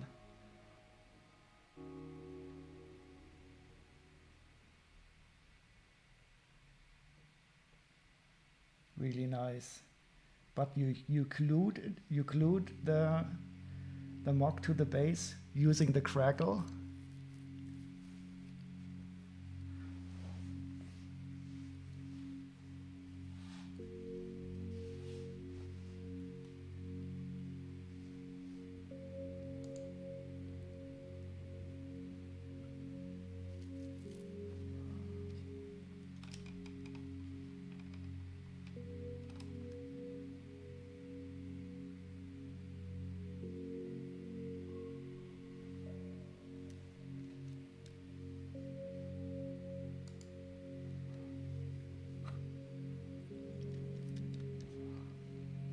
The operation insert arms. Oh, here we have some live Lego porn again.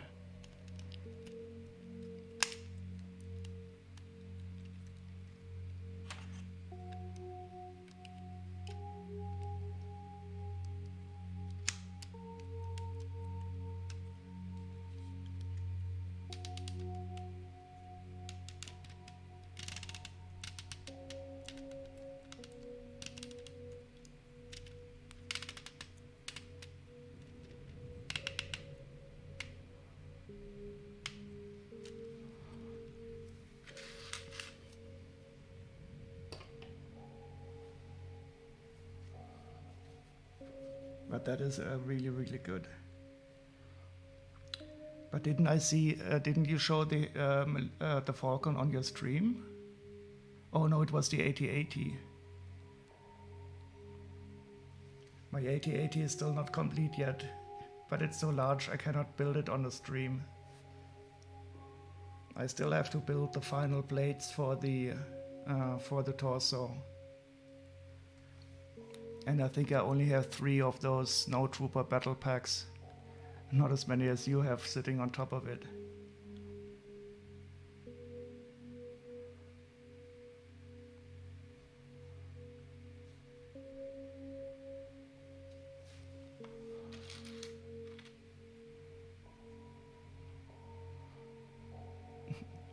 You need to splash some water in your face and wake up a bit? Yeah, sure. It has been a pleasure already seeing you around.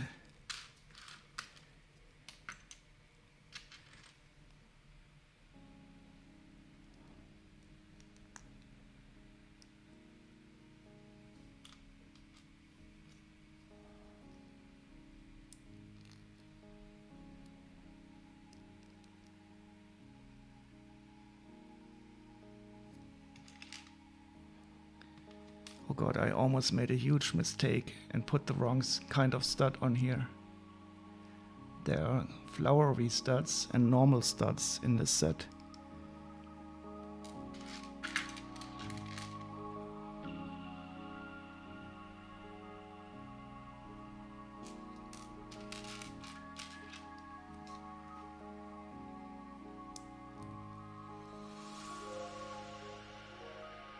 And this calls for a normal stud.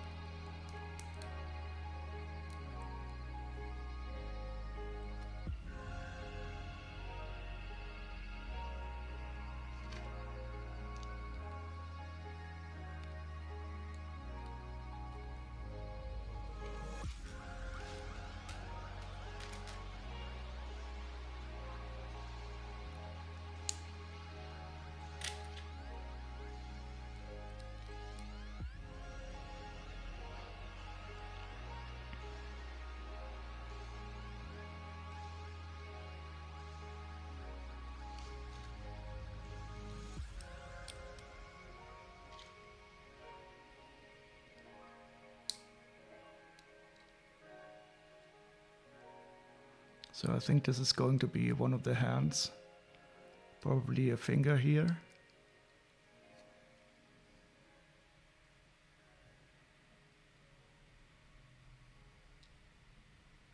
Oh yeah, definitely.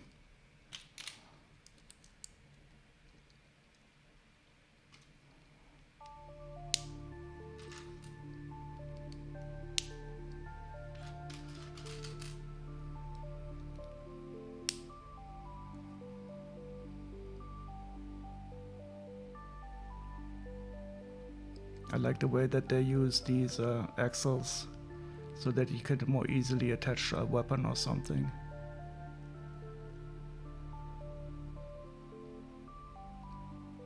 Quite a nice hand, so this is the thumb.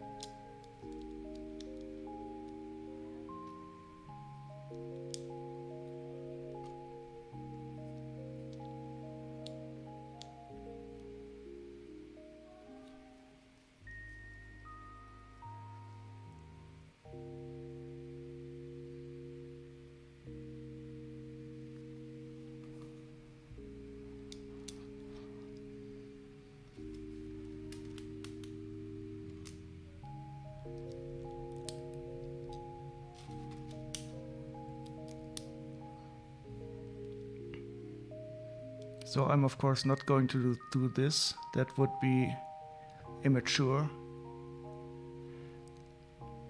Oh, I did it.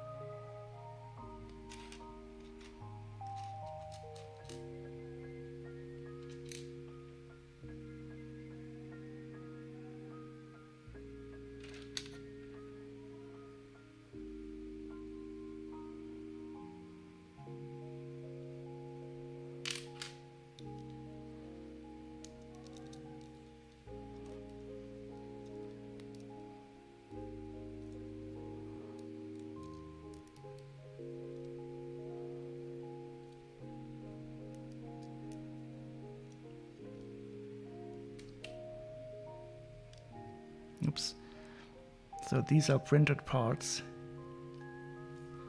I have to be careful now not to put them in a place where they're not supposed to go.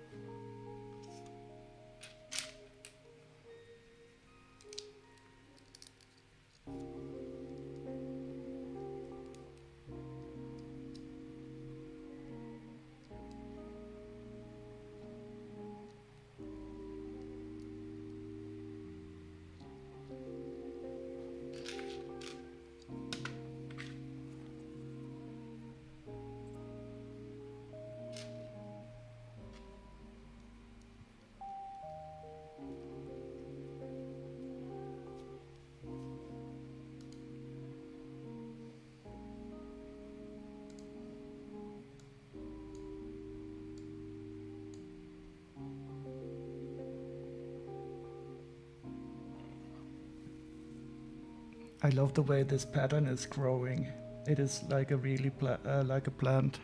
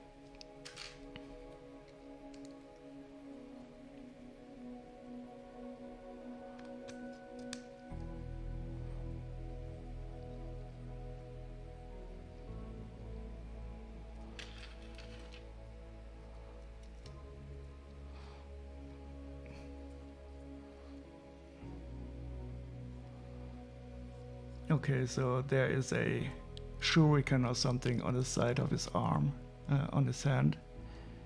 Oh wait, it's the right hand, like this. Could be quite dangerous also for himself. But he's a mech, he will survive.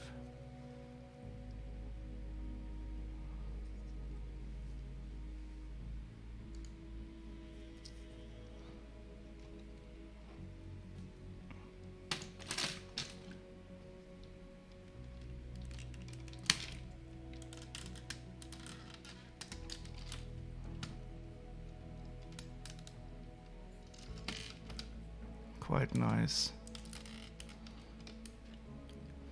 But you don't have as much articulation here on the elbow. Yeah, it's the elbow, I guess.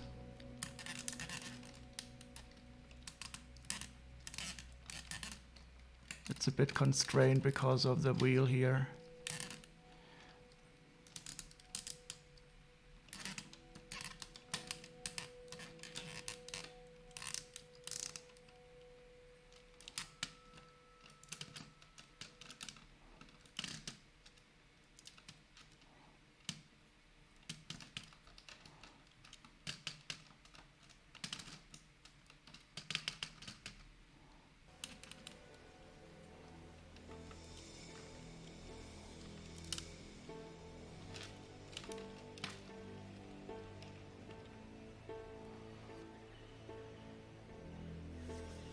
And now we're building the right arm.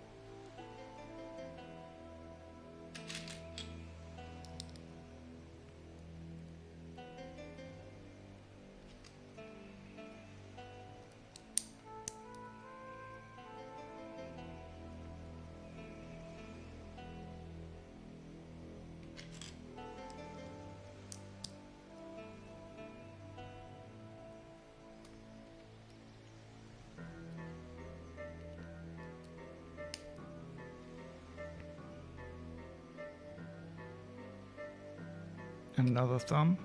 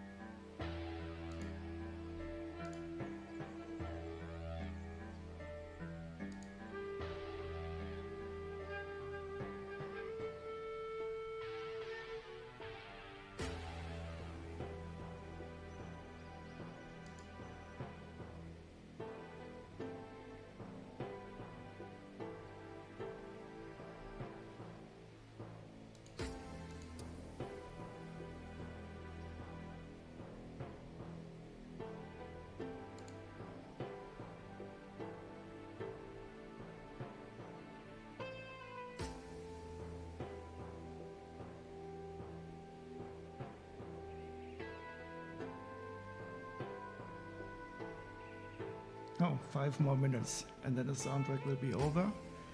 And I think I will have to find some Zack McCracken soundtrack. I wonder if that is somewhere on YouTube.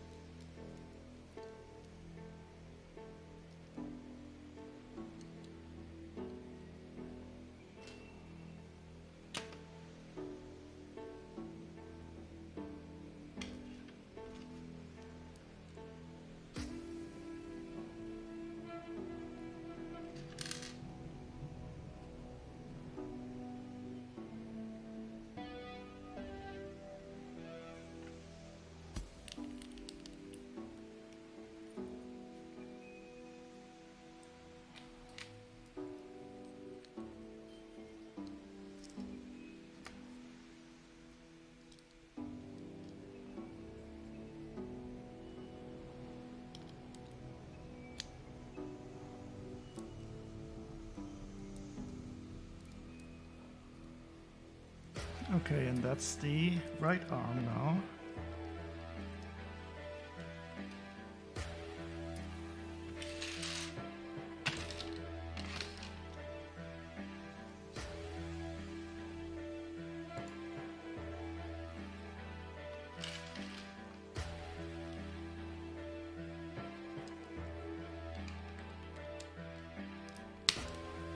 So here we have a better articulation. That's interesting. Why is there a difference? Oh, there isn't. Okay, so in this orientation we can bend the arm this far. It was only the other orientations that are blocked off more. So that's okay, an angle. It's almost 90 degrees.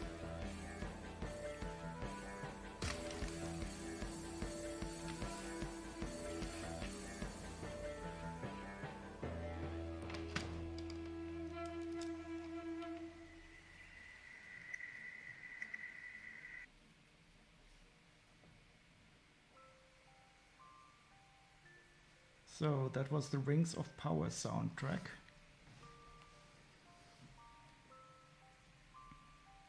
I really did enjoy the first 2 episodes, and I hope it will be good going further. Let's see what Zach McCracken.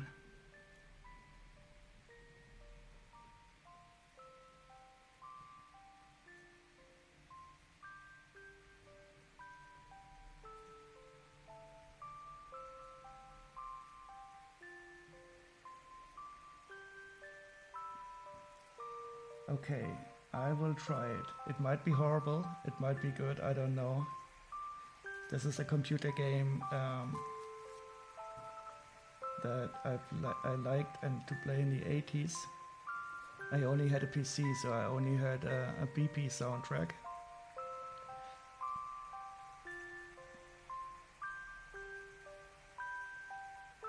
But I remember this starting.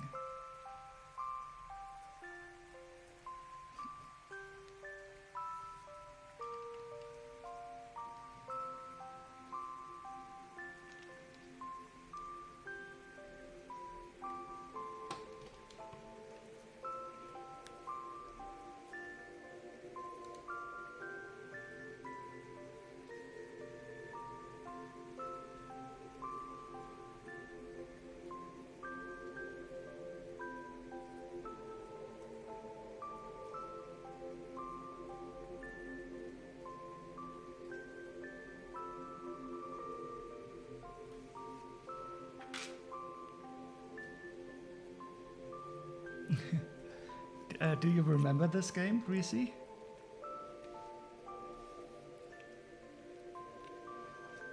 But this sounds like it's at least the Amiga soundtrack. So the PC soundtrack was much worse.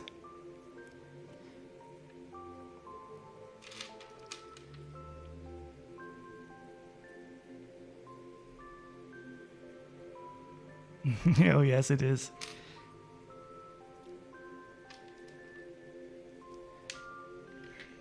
But I don't remember if the other music was as memorable as the title song.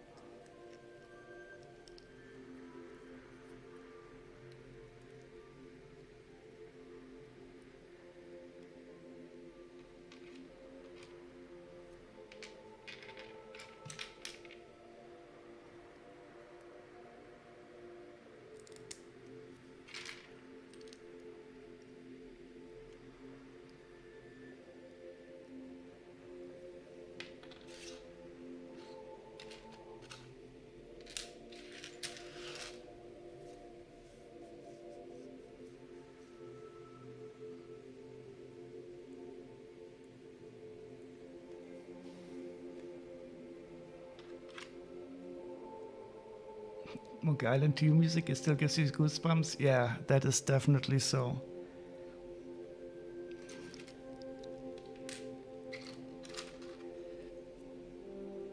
I think I will search that out later on also.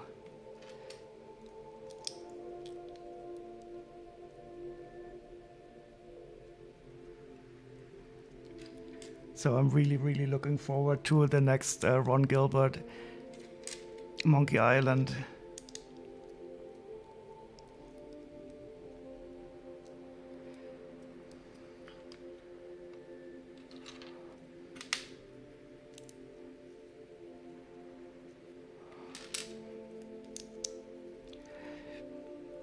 But there's one thing, today I don't have enough patience anymore to play these adventure games. When I get stuck, I look at a walkthrough right away.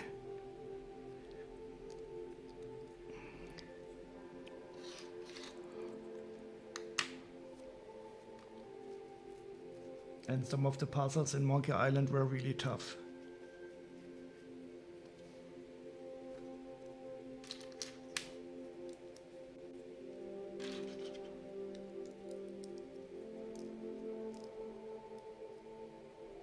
You won't be seen for a few days when that releases. Well, don't forget to eat something in between.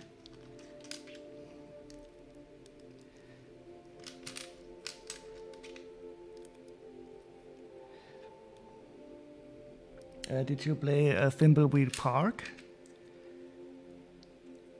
That's the one he released before that.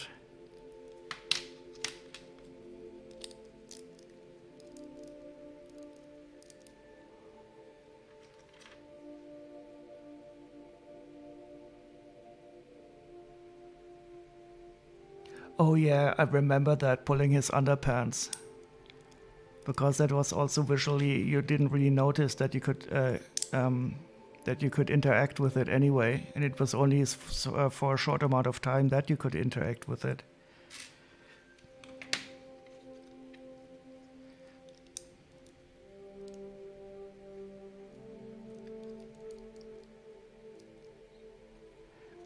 I think you needed some of his underpants, so a scrap of his. You needed some of his spit, and you needed some of his clothes or something like that. And that was for the voodoo doll. It was fun when you had the voodoo doll and it made him jump. When you stuck the needle into the voodoo doll.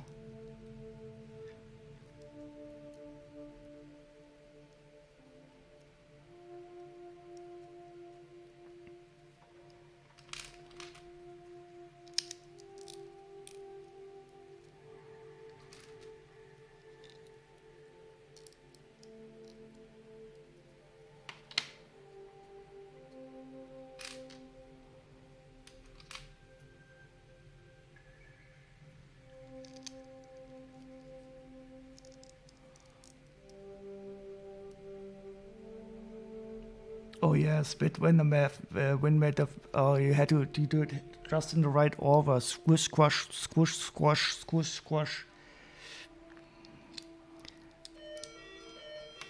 Oh, that's my doorbell.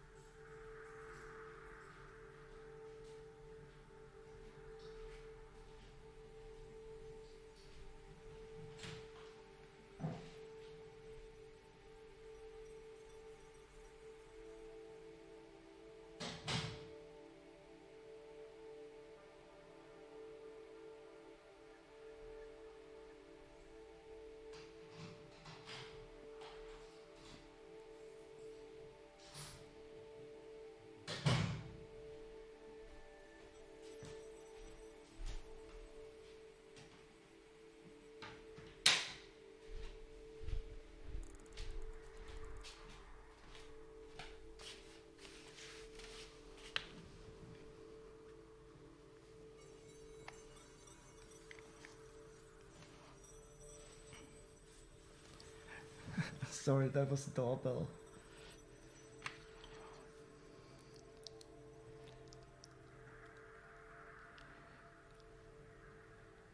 I love the part in Monkey Island when you jumped down from the cliff and you thought you had died, and then the rubber tree.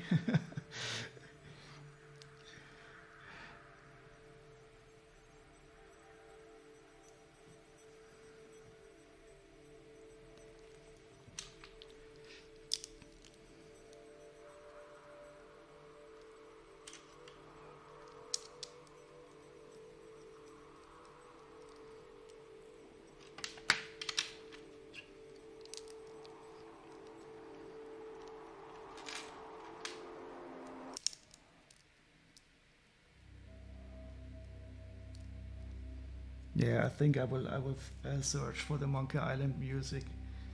It is much more memorable. I mean, the Zack McCracken game was really nice, but the music of Monkey Island.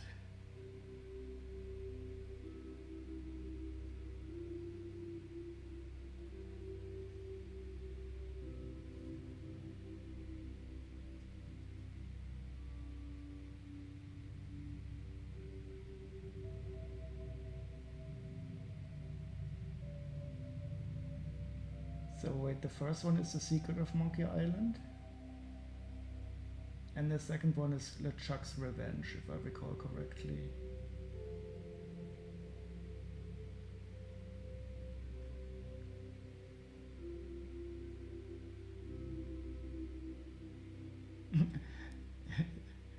Okay. You found a small pink fairy from CS23? Yeah, Stan. Stan, who has previously owned coffins. I have a t-shirt of his shop. Oh, welcome back, Chili. We are back in our nostalgia phase, thinking of the LucasArts games.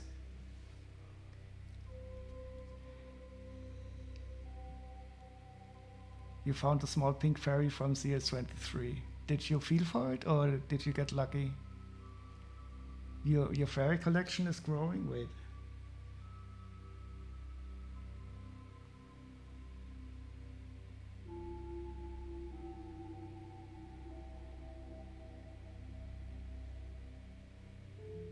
Wow.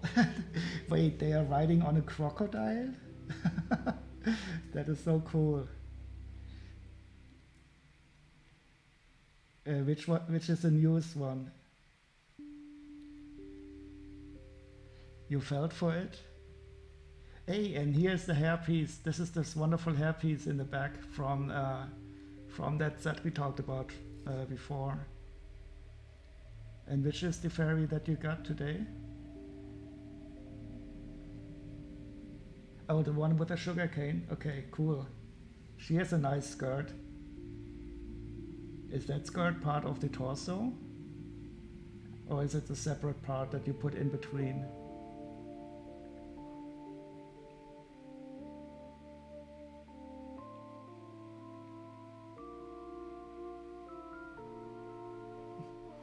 And there's even the baby crocodile in the mouth of the large crocodile.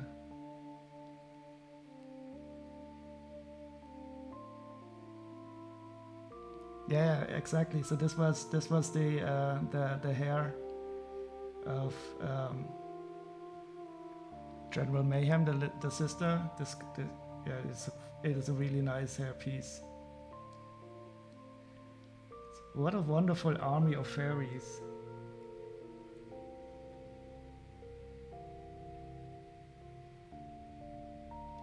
Oh, we even have a punk fairy. She's cool too. You got that set only for the crazy hairpiece? You mean this the round ball spaceship? It is also a very nice build.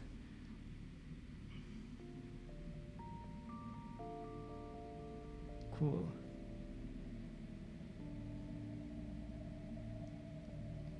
Such a great collection of different minifigures. I like the way that now the girl is on the front with her sugar cane. Oh, that is Stan's previously owned coffins.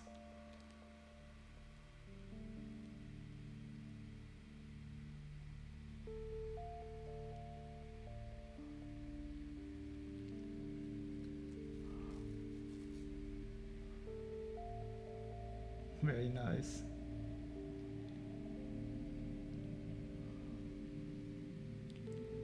Sweet Mayhem Sister Starship, yeah, it is truly Blocksmith Forge. I like it. It is for such a small build. It's a really interesting technique also with the leaf parts to make it round shape.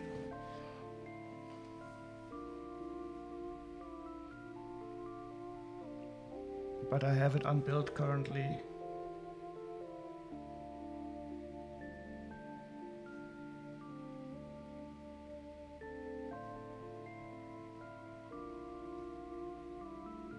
So we are at 425.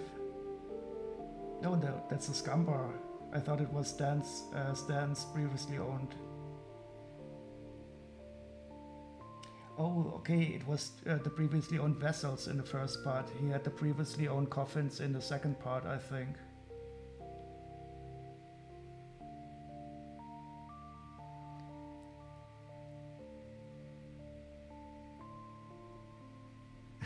You're glad that the fairies moved on to the crocodile? They were living in a bonsai tree, and the bonsai tree wasn't too happy anymore. The bonsai tree had a fairy infestation. And then they tried to evict Winnie the Pooh from his tree home. Well, I hope the crocodile is not going to get impatient with fairies on his back. Where you meet the men of low moral fiber, trademarked. Oh, that was also such a difficult puzzle where you had this grog and it was melting the cup. And you had to walk quickly to a location before the cup was molten.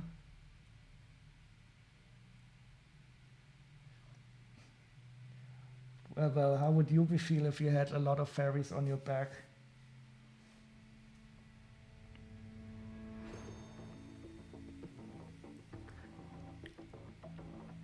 I mean, that at least answers the old philosophical questions. How many fairies can fit on the tip of a needle or on the back of a crocodile? Looking back, you have no idea how you cleared that game. Well, I was definitely much more patient back then when I was a kid. And there certainly was not an internet to look up the solution to the riddles.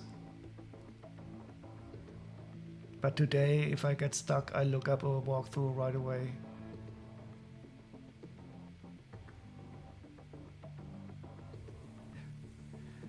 You mean the crocodile needs more fairies? Well, there's a little bit of space left on the back.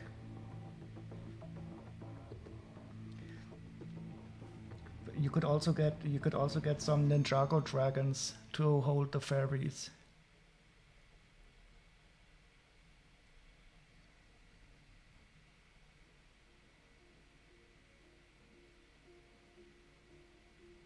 I like the way the crocodile is having his baby crocodile in the mouth. Don't some fish do that? Some guppies? Don't they have the lung ones inside their mouth and then they spit them out?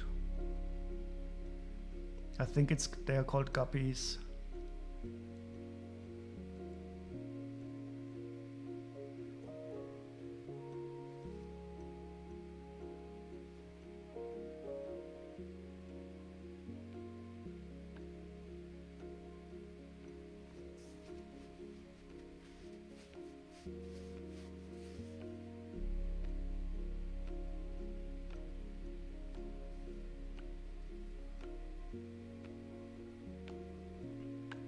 Yeah, this is the Chuck's theme. Oh, then you have, yeah, exactly, you have to follow the shopkeeper.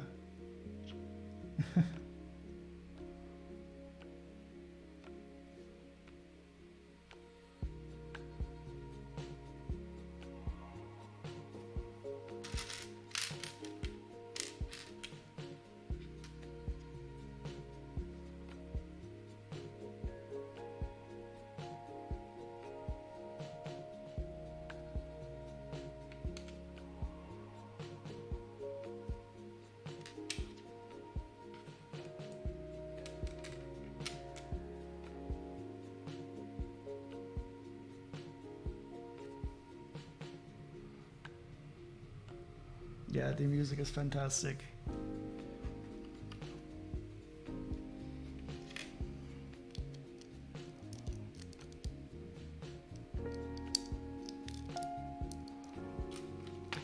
But sometimes I get the two games mixed, well, the first two games mixed up in my head.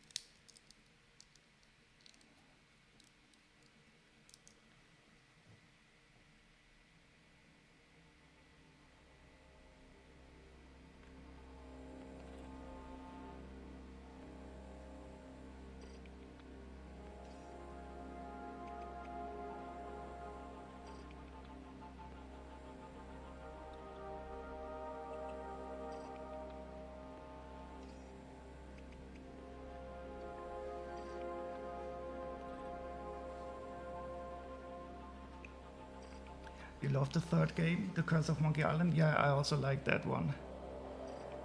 What I didn't like were the ones so much were the ones from, I think, the fourth one, because it had this strange control. And the Telltale ones, they were so-so.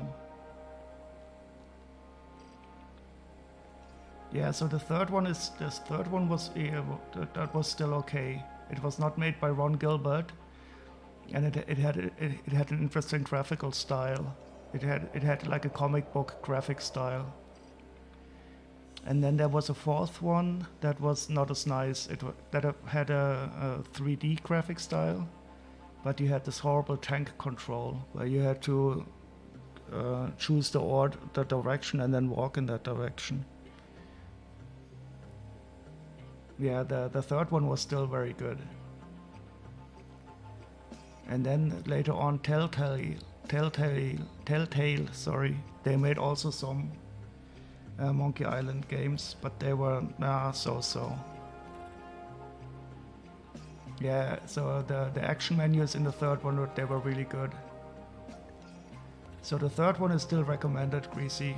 I wouldn't really recommend the fourth one and the Telltale ones unless you're a really big fan.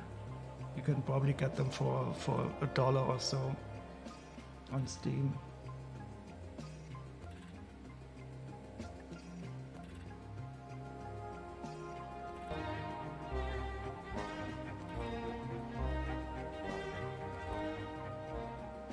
Oh, thanks for doing some chant-outs, Chili. I'm always so lazy.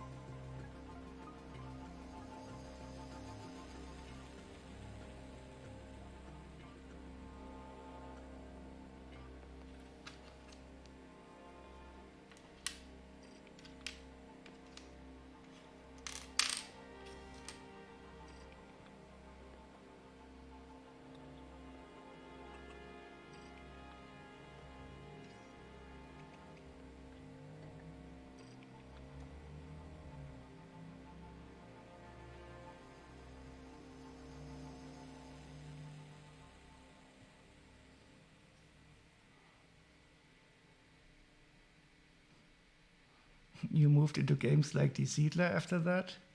Yeah, they were also classic. You got the German version instead of the English one? Oh, I always try to play the English versions. But actually the German versions of some of these games were not that bad. So there was this guy, he was called Boris Schneider, I think. And he made some famously good translations also of the Monkey Island games.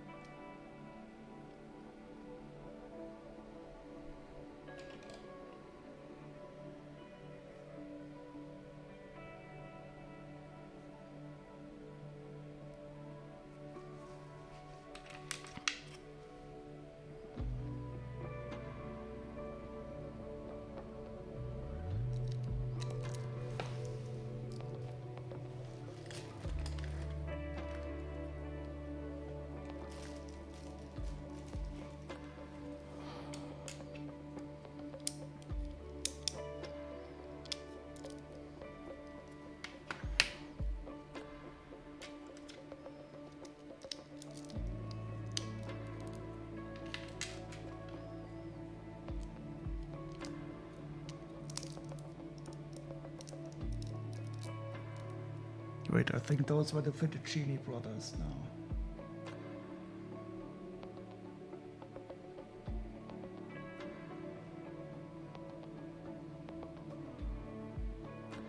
Yeah, the Fettuccine brothers.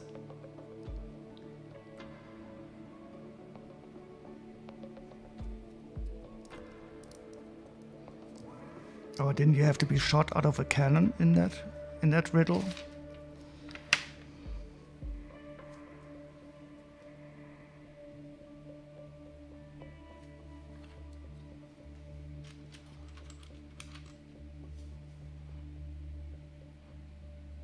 New month, new 20 gigs of data.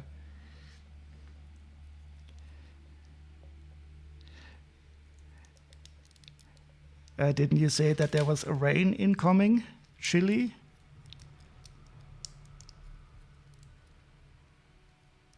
Or did the rain already pass?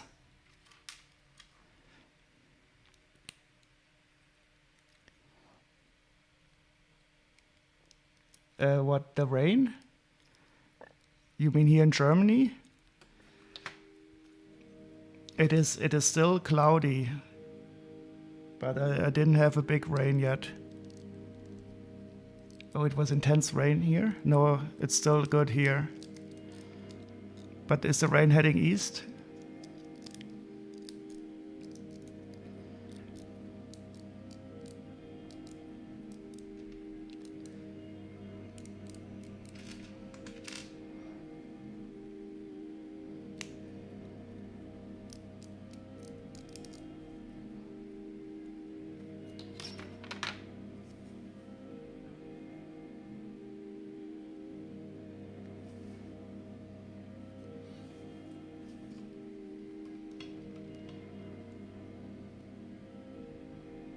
Clear blue skies in the Netherlands. Oh, and welcome, Dimit. How are you?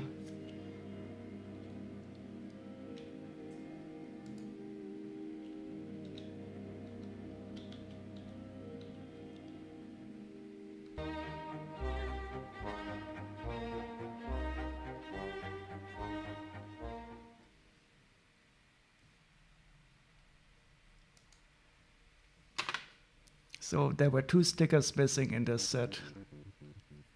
So I only had these 2 parts with the missing stickers.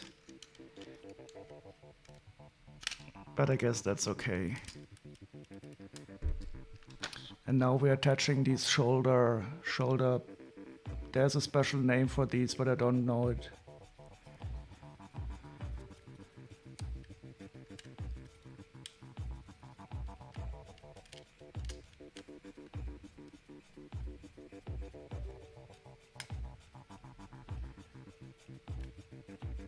But it does look quite good, and these parts are printed here. And they are, of course, even more beautiful than the ones with the stickers.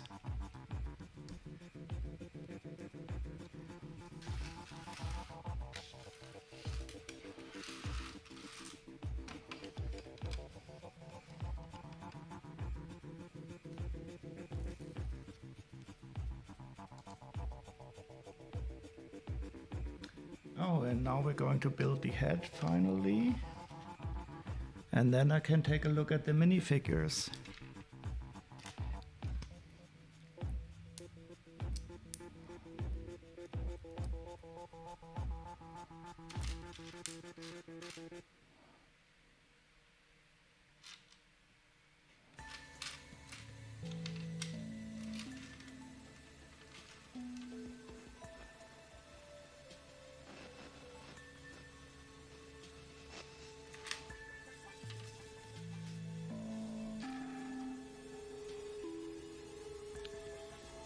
Oh yeah, pauldrons, exactly, that is the right word. Thank you, Creasy. There are some really nice words in English. Pauldrons, epaulette.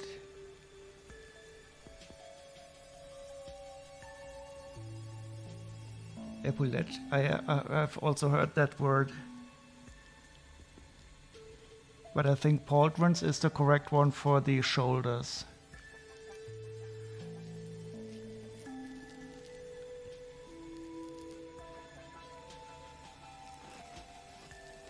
Oh no, this is Stan's previously owned vessels.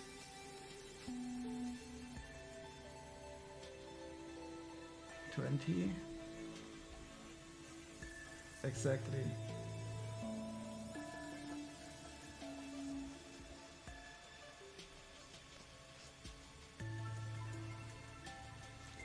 I love the way that they made his jacket, the pattern on his jacket, not move.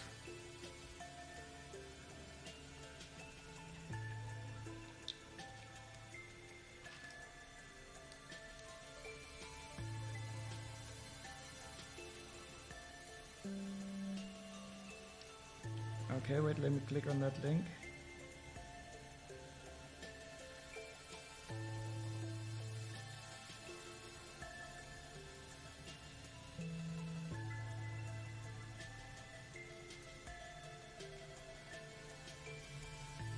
List of medieval armor components.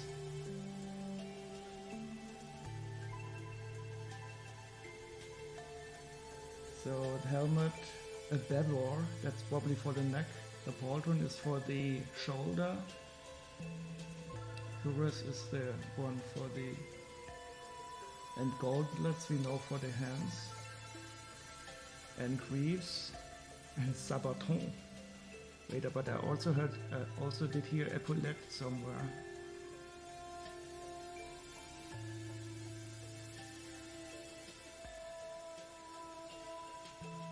Ah, look at this. Ah, this is this.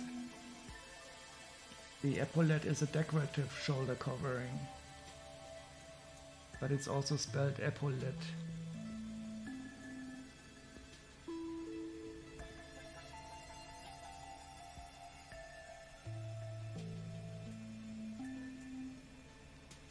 But these are only decorative. Okay, now we learned something important about the naming of armor parts. Oh, you're building BD1? Building and learning with Bricks Mental. Yeah, it's something very important that we now know. Recon is also going to build BD1. I still have not gotten it yet. As usually, I'm waiting for the discount, but I will get it at some time. It will fit perfectly with the R2D2 and the BB8. And what's the other one? The one with the wheel called? DO, I think he was called. You learned your armor part names from Guild Wars too. Yeah, I think most of us only know these names from games, hopefully.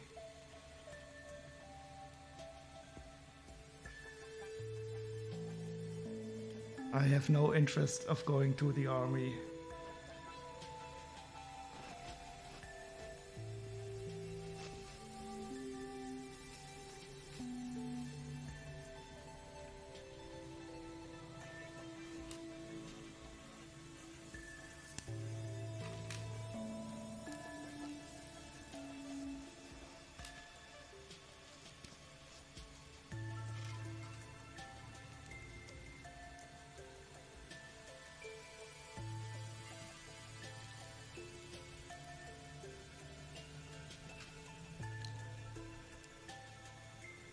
Oh yeah, fighting in real life is dumb. You are absolutely right. Unless you have to defend yourself, but then it's still dumb, but necessary. Your boots from Diablo 2, you still call your hiking boots boots of dexterity. Yeah, wouldn't that be great if you could put in some armor parts and get all these wonderful modifiers?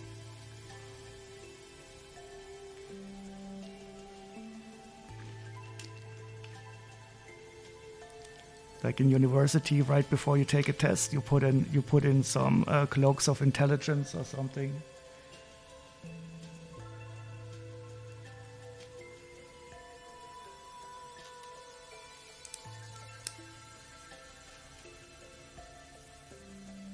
+2 walking speed.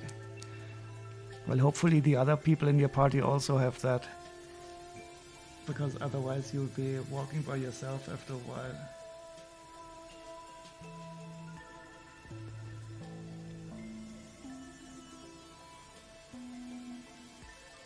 Wait, this is not correct.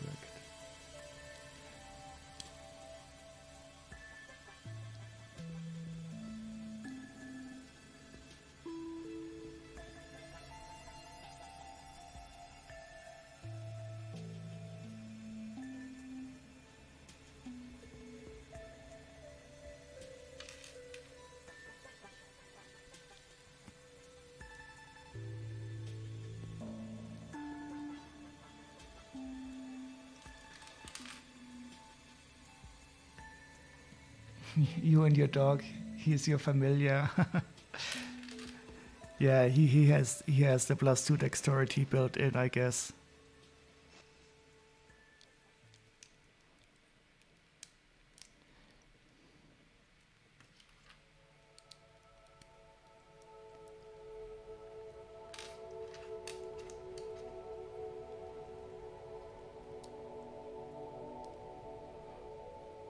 Roll a d20 to find out. Yeah, I don't know if your dog would be too content if you always roll a dexterity check before deciding if you want to take a walk or not.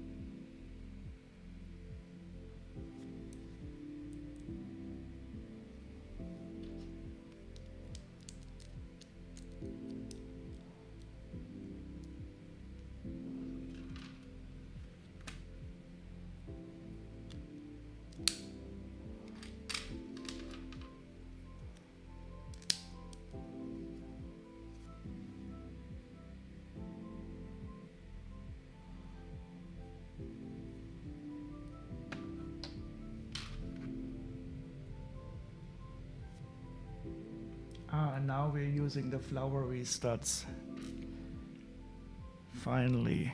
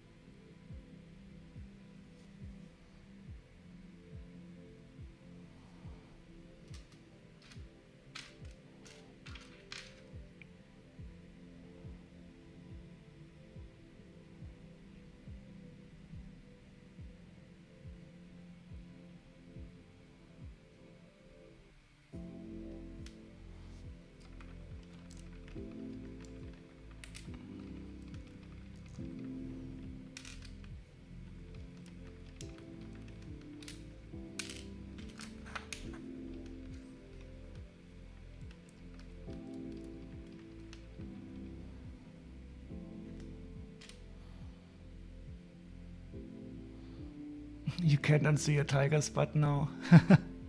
Yeah, I think we are all scarred for life now. Yeah, this part will forever be the butt part.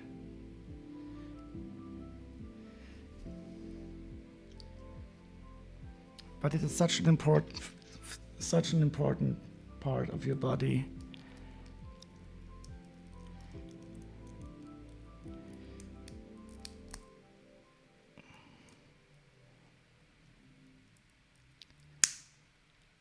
Oh, that was a nice click.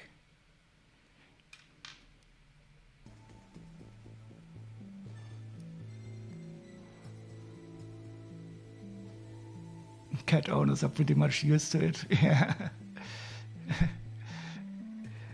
Exactly.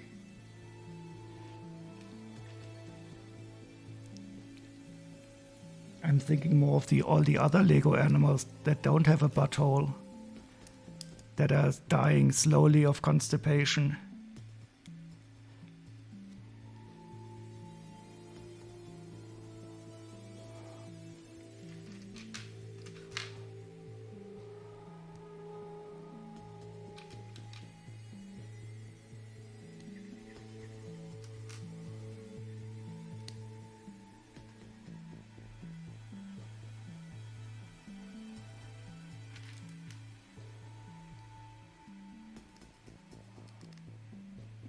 Are we talking about butts again? I didn't start it. I was just showing off this flower stud. I didn't even think of it. It was all Greasy's fault. I have to put the blame away. Exactly, it's just a flower.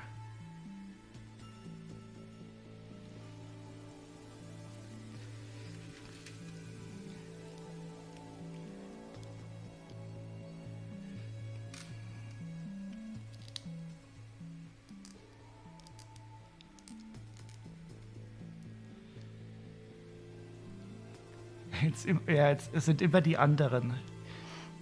Exactly. So no, I'm not usually blaming other people for my faults.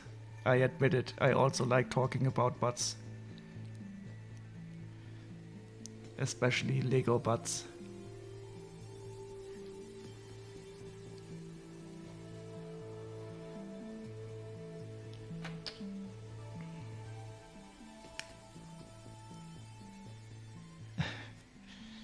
Greasy Fro is the harbinger of the butt conversation.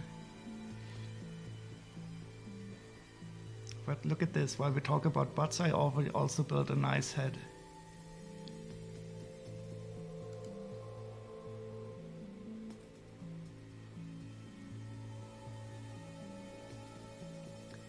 But I think I like the head from the Crystal King even more, because that also looked a lot like Optimus Prime.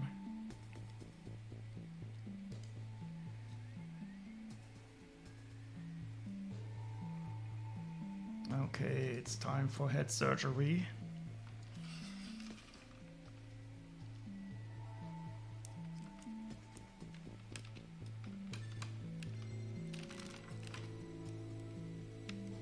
Nope.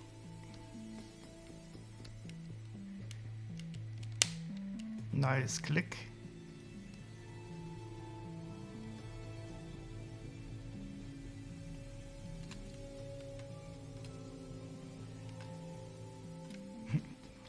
Yeah, this pauldron is a bit loose when you hold him like this.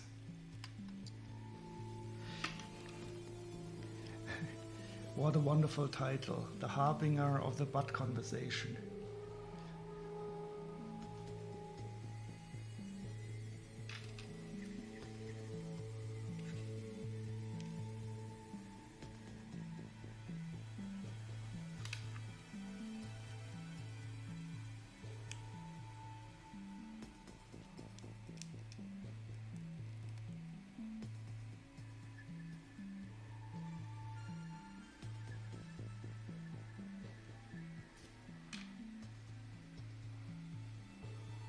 HOPC. Oh, good morning, goddess. Wait, what a butt. We couldn't stop it. We saw this little flower part, and somebody just had to think of the tiger butt.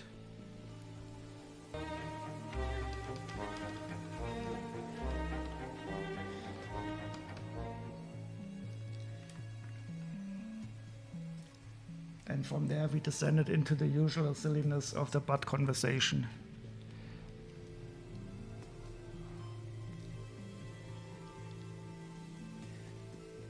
And how are you this wonderful day, goddess? It's already it's already 4 p.m. here in Germany, but I think you still have the good morning.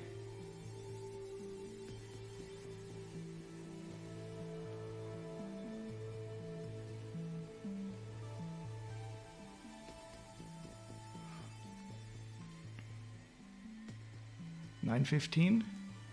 So you are in the second time zone. In the same time zone that Phoenix is.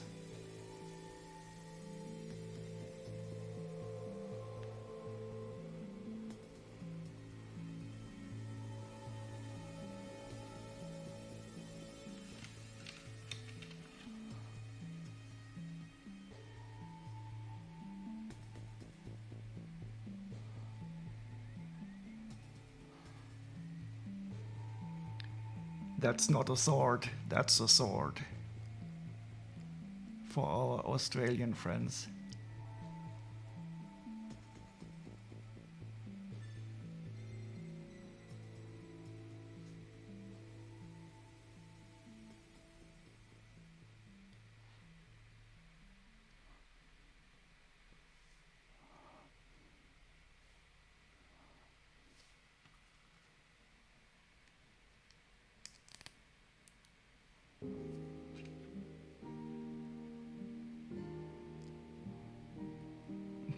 That on a minifig?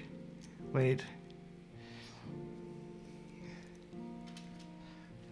I think we would definitely get some balancing issues here. I think I have to do a bit of a modification.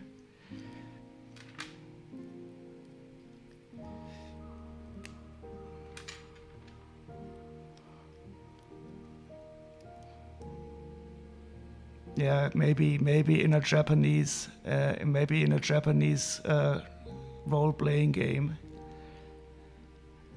but in reality, it's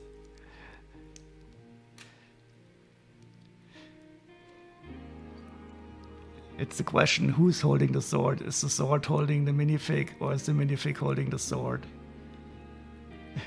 In Final Fantasy, exactly.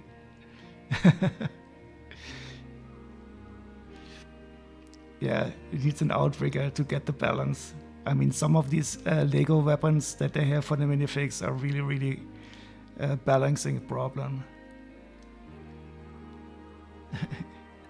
In Dark Souls, your dad's character had an enormous sword, but I mean, you at least he had to be able to move it.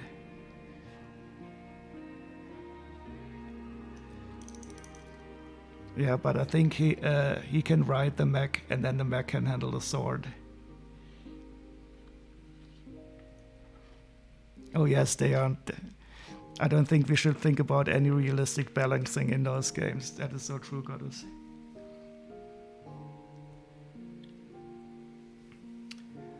But what I do like in this mech is the way that you have a little axle here in the hand. So now when I put it on the sword, it's not as likely to fall out. This was a big problem in older mechs. And now I can simply put it here in the axle, and he has a nice little thumb and 3 fingers like any good comic character should, and he can hold the sword.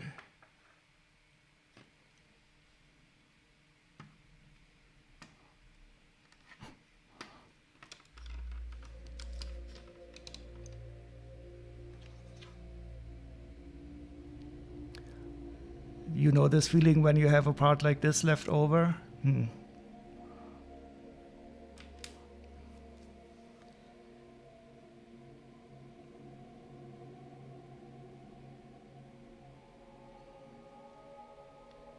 But I'm more or less finished with this build. I still have to complete the weapons for the minifigures.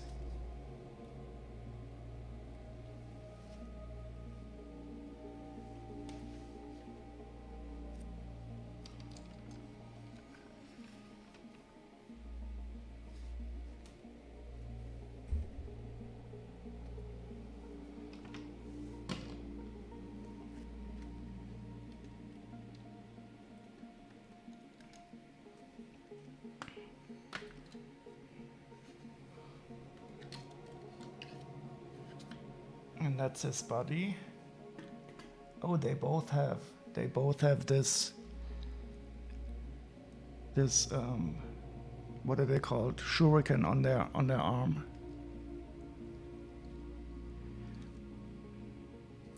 But this is going on the back of the right mech.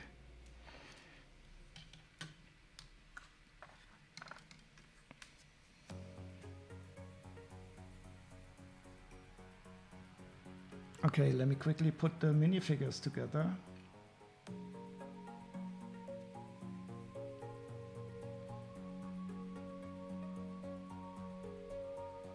And then we can take a look at the minifigures in the set.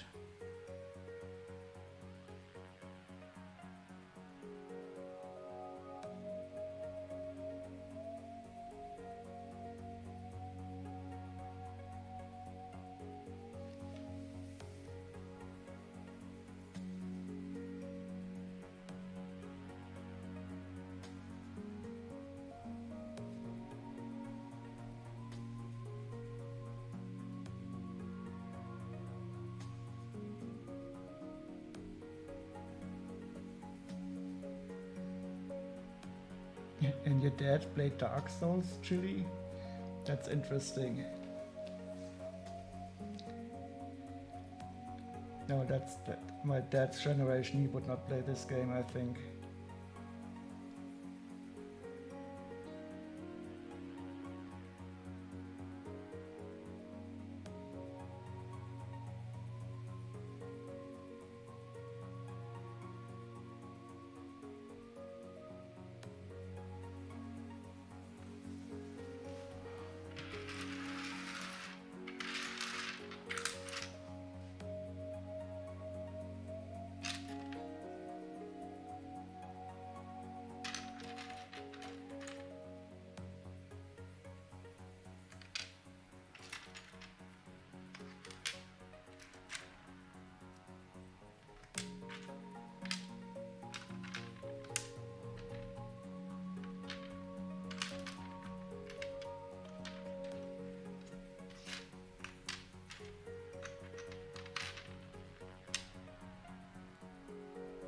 At some point you killed each other all the time?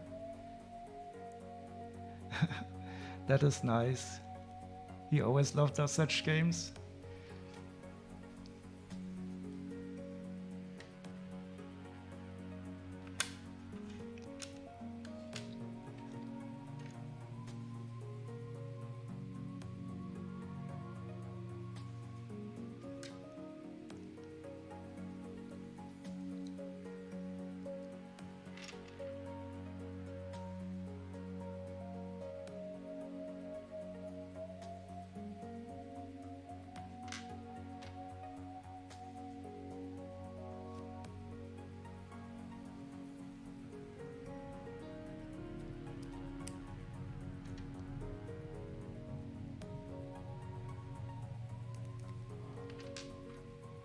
So these minifigures are really quite nice. I'll show them to you after I've assembled them all.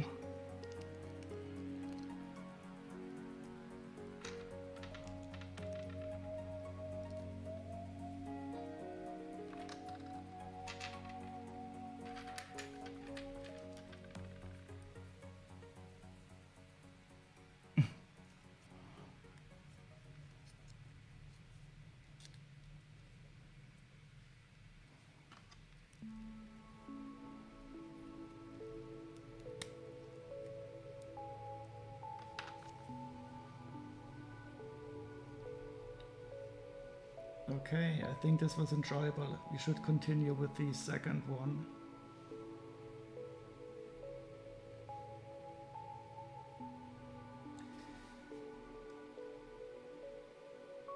And that is LeChuck's Revenge, Monkey Island 2, the full soundtrack.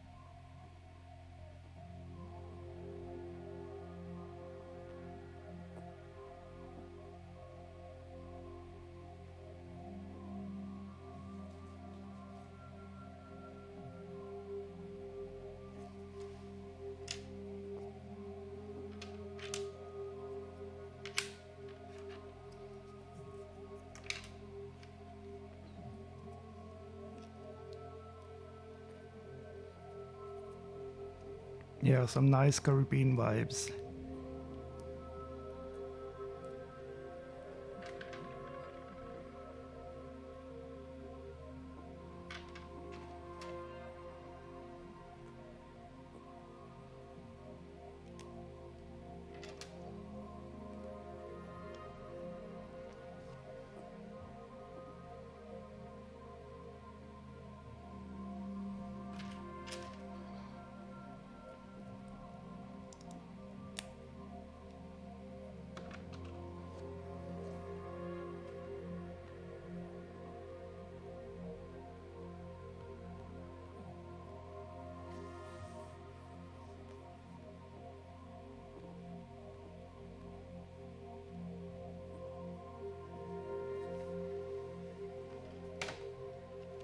Huh, and I found a location where I missed the part. It's in here, the seat. I didn't put the seat in.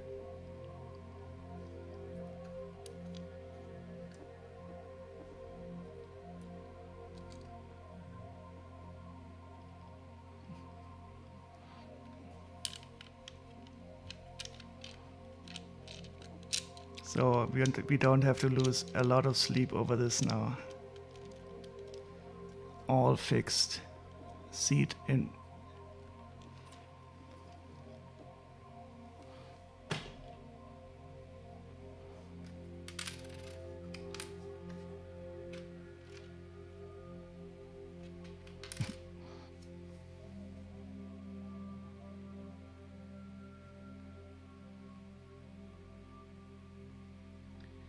But I want to assemble all the minifigures, so where are they?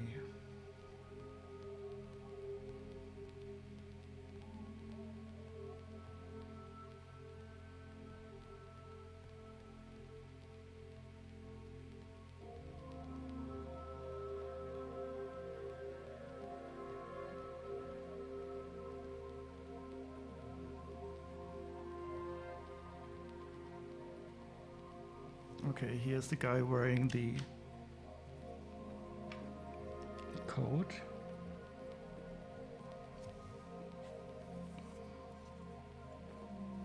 Cape.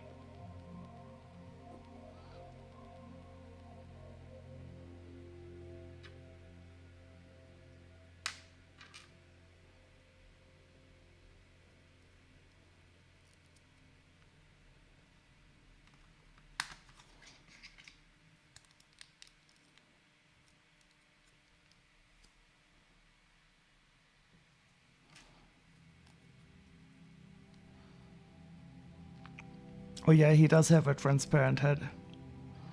I'll show them all to you in detail when I have them assembled. They are really quite nice minifigures. Well, especially the bad guys.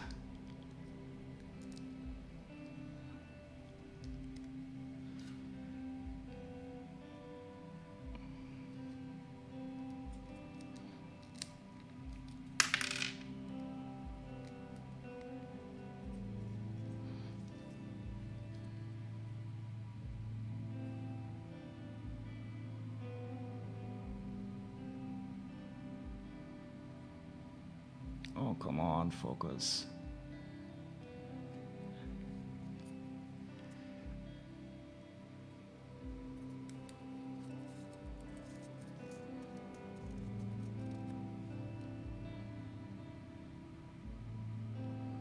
And he has a nice ponytail on the back.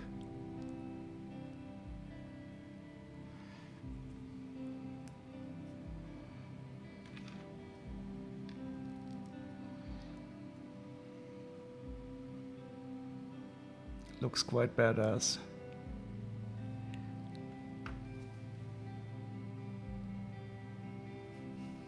Okay, this is Lloyd, and he's really expensive.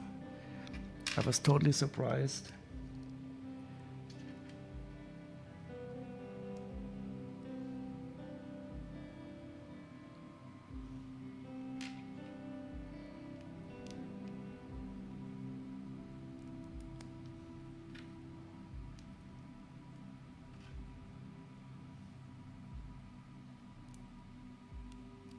Why he's so expensive? I don't know. So I think he's like 13 or 14 euros. But we will check in detail.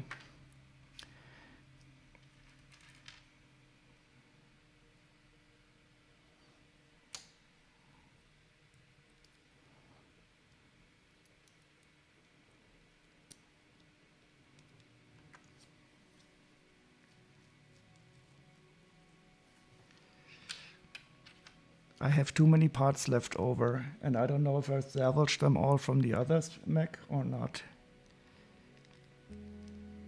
I think the next time I get a set like this, I will count the parts beforehand.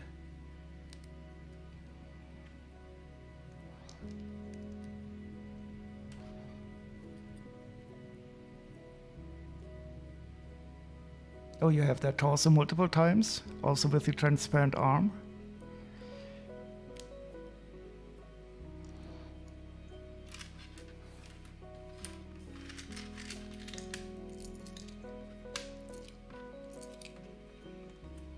So these are the leftover parts. Some I definitely salvaged from the other mech, and some I don't know about. I will have to take apart the other mech, count the parts, and see what is left over. Yep. Okay, so let's take a close look at the minifigures. And then I will finish the stream. Getting a bit tired.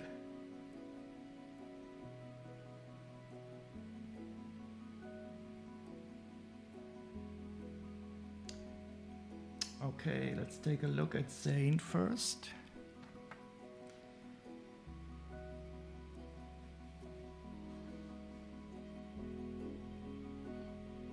No, the ninja doesn't have a transparent arm. I think the only transparent ninjas I've seen are the ones in the current wave. But he has a really cool headpiece also. I always love it when they dual mold transparent on a normal plastic. And that's a classical Zane face. And he only appears in this set. So he's 5 euros used.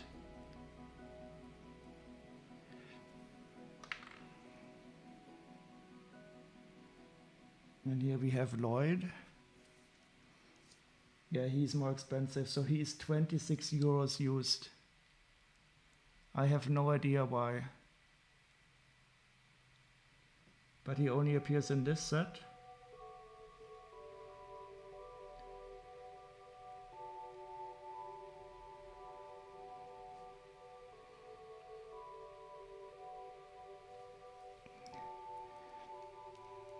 And the funny thing is, I didn't even pay 26 euros for the whole set.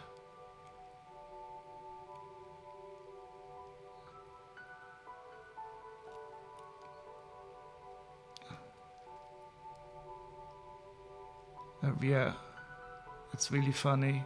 I think Lloyd ninjas are usually very expensive because I think he's the big star. He's one of the special ninjas. And the kids, they probably identify with Lloyd the most.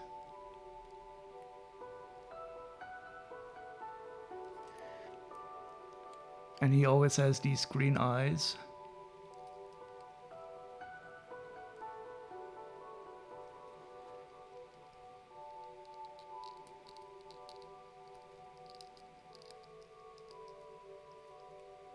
Yeah, but Ninjago is definitely one of my favorite themes.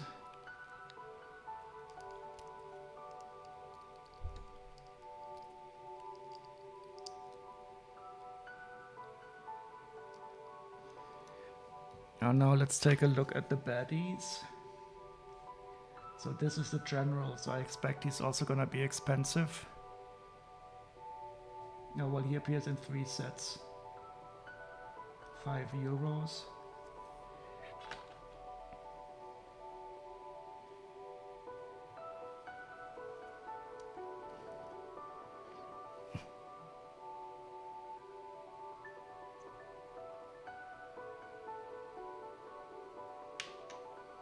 Yeah, some of these are expensive, but I have no idea which ones get expensive or not. I guess it's probably just a market thing. But I'm also sometimes really surprised about this. So this is the general here. He has these bushy eyebrows. And this cool armor part, also with the transparent plastic, and this wonderful helmet. Also dual molded.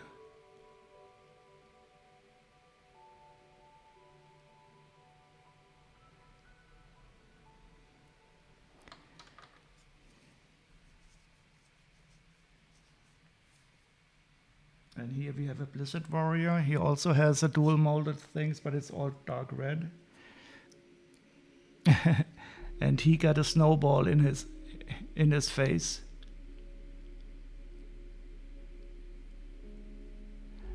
Yep, and that is ice armor. Oh, he has 2 faces. But of course I will put the snowball face on the front.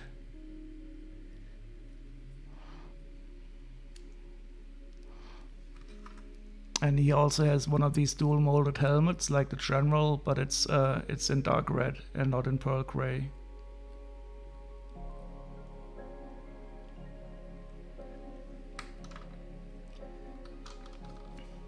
And he's probably the least expensive. Oh, still €3. Okay, and this is the Swordmaster. He has a cape, and people with capes are usually more expensive, but still. And he has a transparent head with a nice ponytail in the back.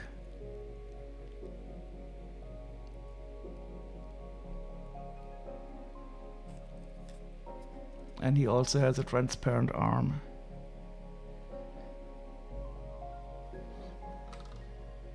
Like the general, he also had this transparent arm.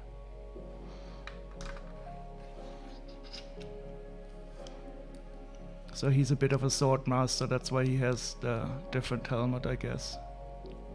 Looks more like a samurai.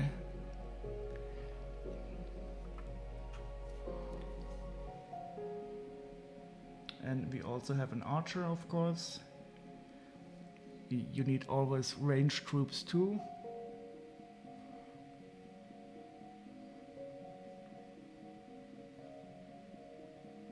Oh, he also has a snow face, so that's the same head part as the other grunt.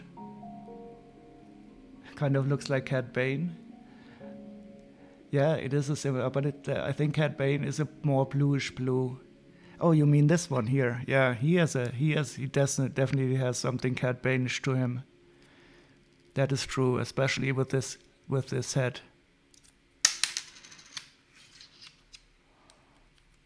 Yeah, that is the Ninjago Cad Bane from now on.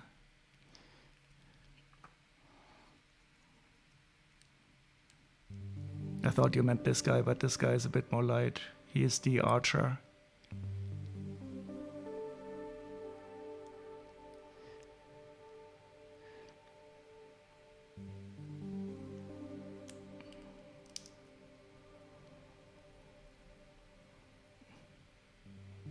So I will not put the snowball on his face to the front. That would be too big of a coincidence to have 2 people getting a snowball in their eye. Okay, and then I will have to find out later on if I made a mistake on putting him together or if what I salvaged from the other set. Okay, that's it for me. I will try to find somebody to raid into. And I might possibly stream some more tonight, I don't know yet. It depends a bit upon how the weather will evolve here. Okay, let's see who is still on.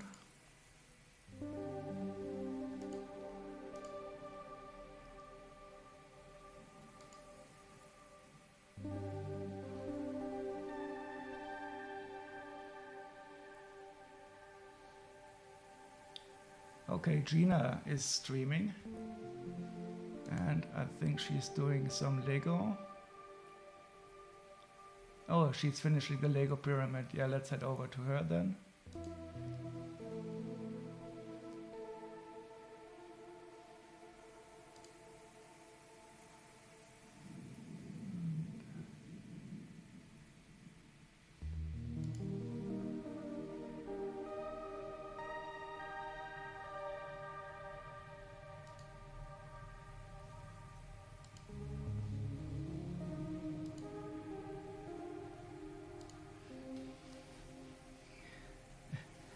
Thank you very much, Greasy. Thanks to everybody who joined me today. I'll probably see you later on somewhere, either here or somewhere else. And let's have a quick raid over to Gina.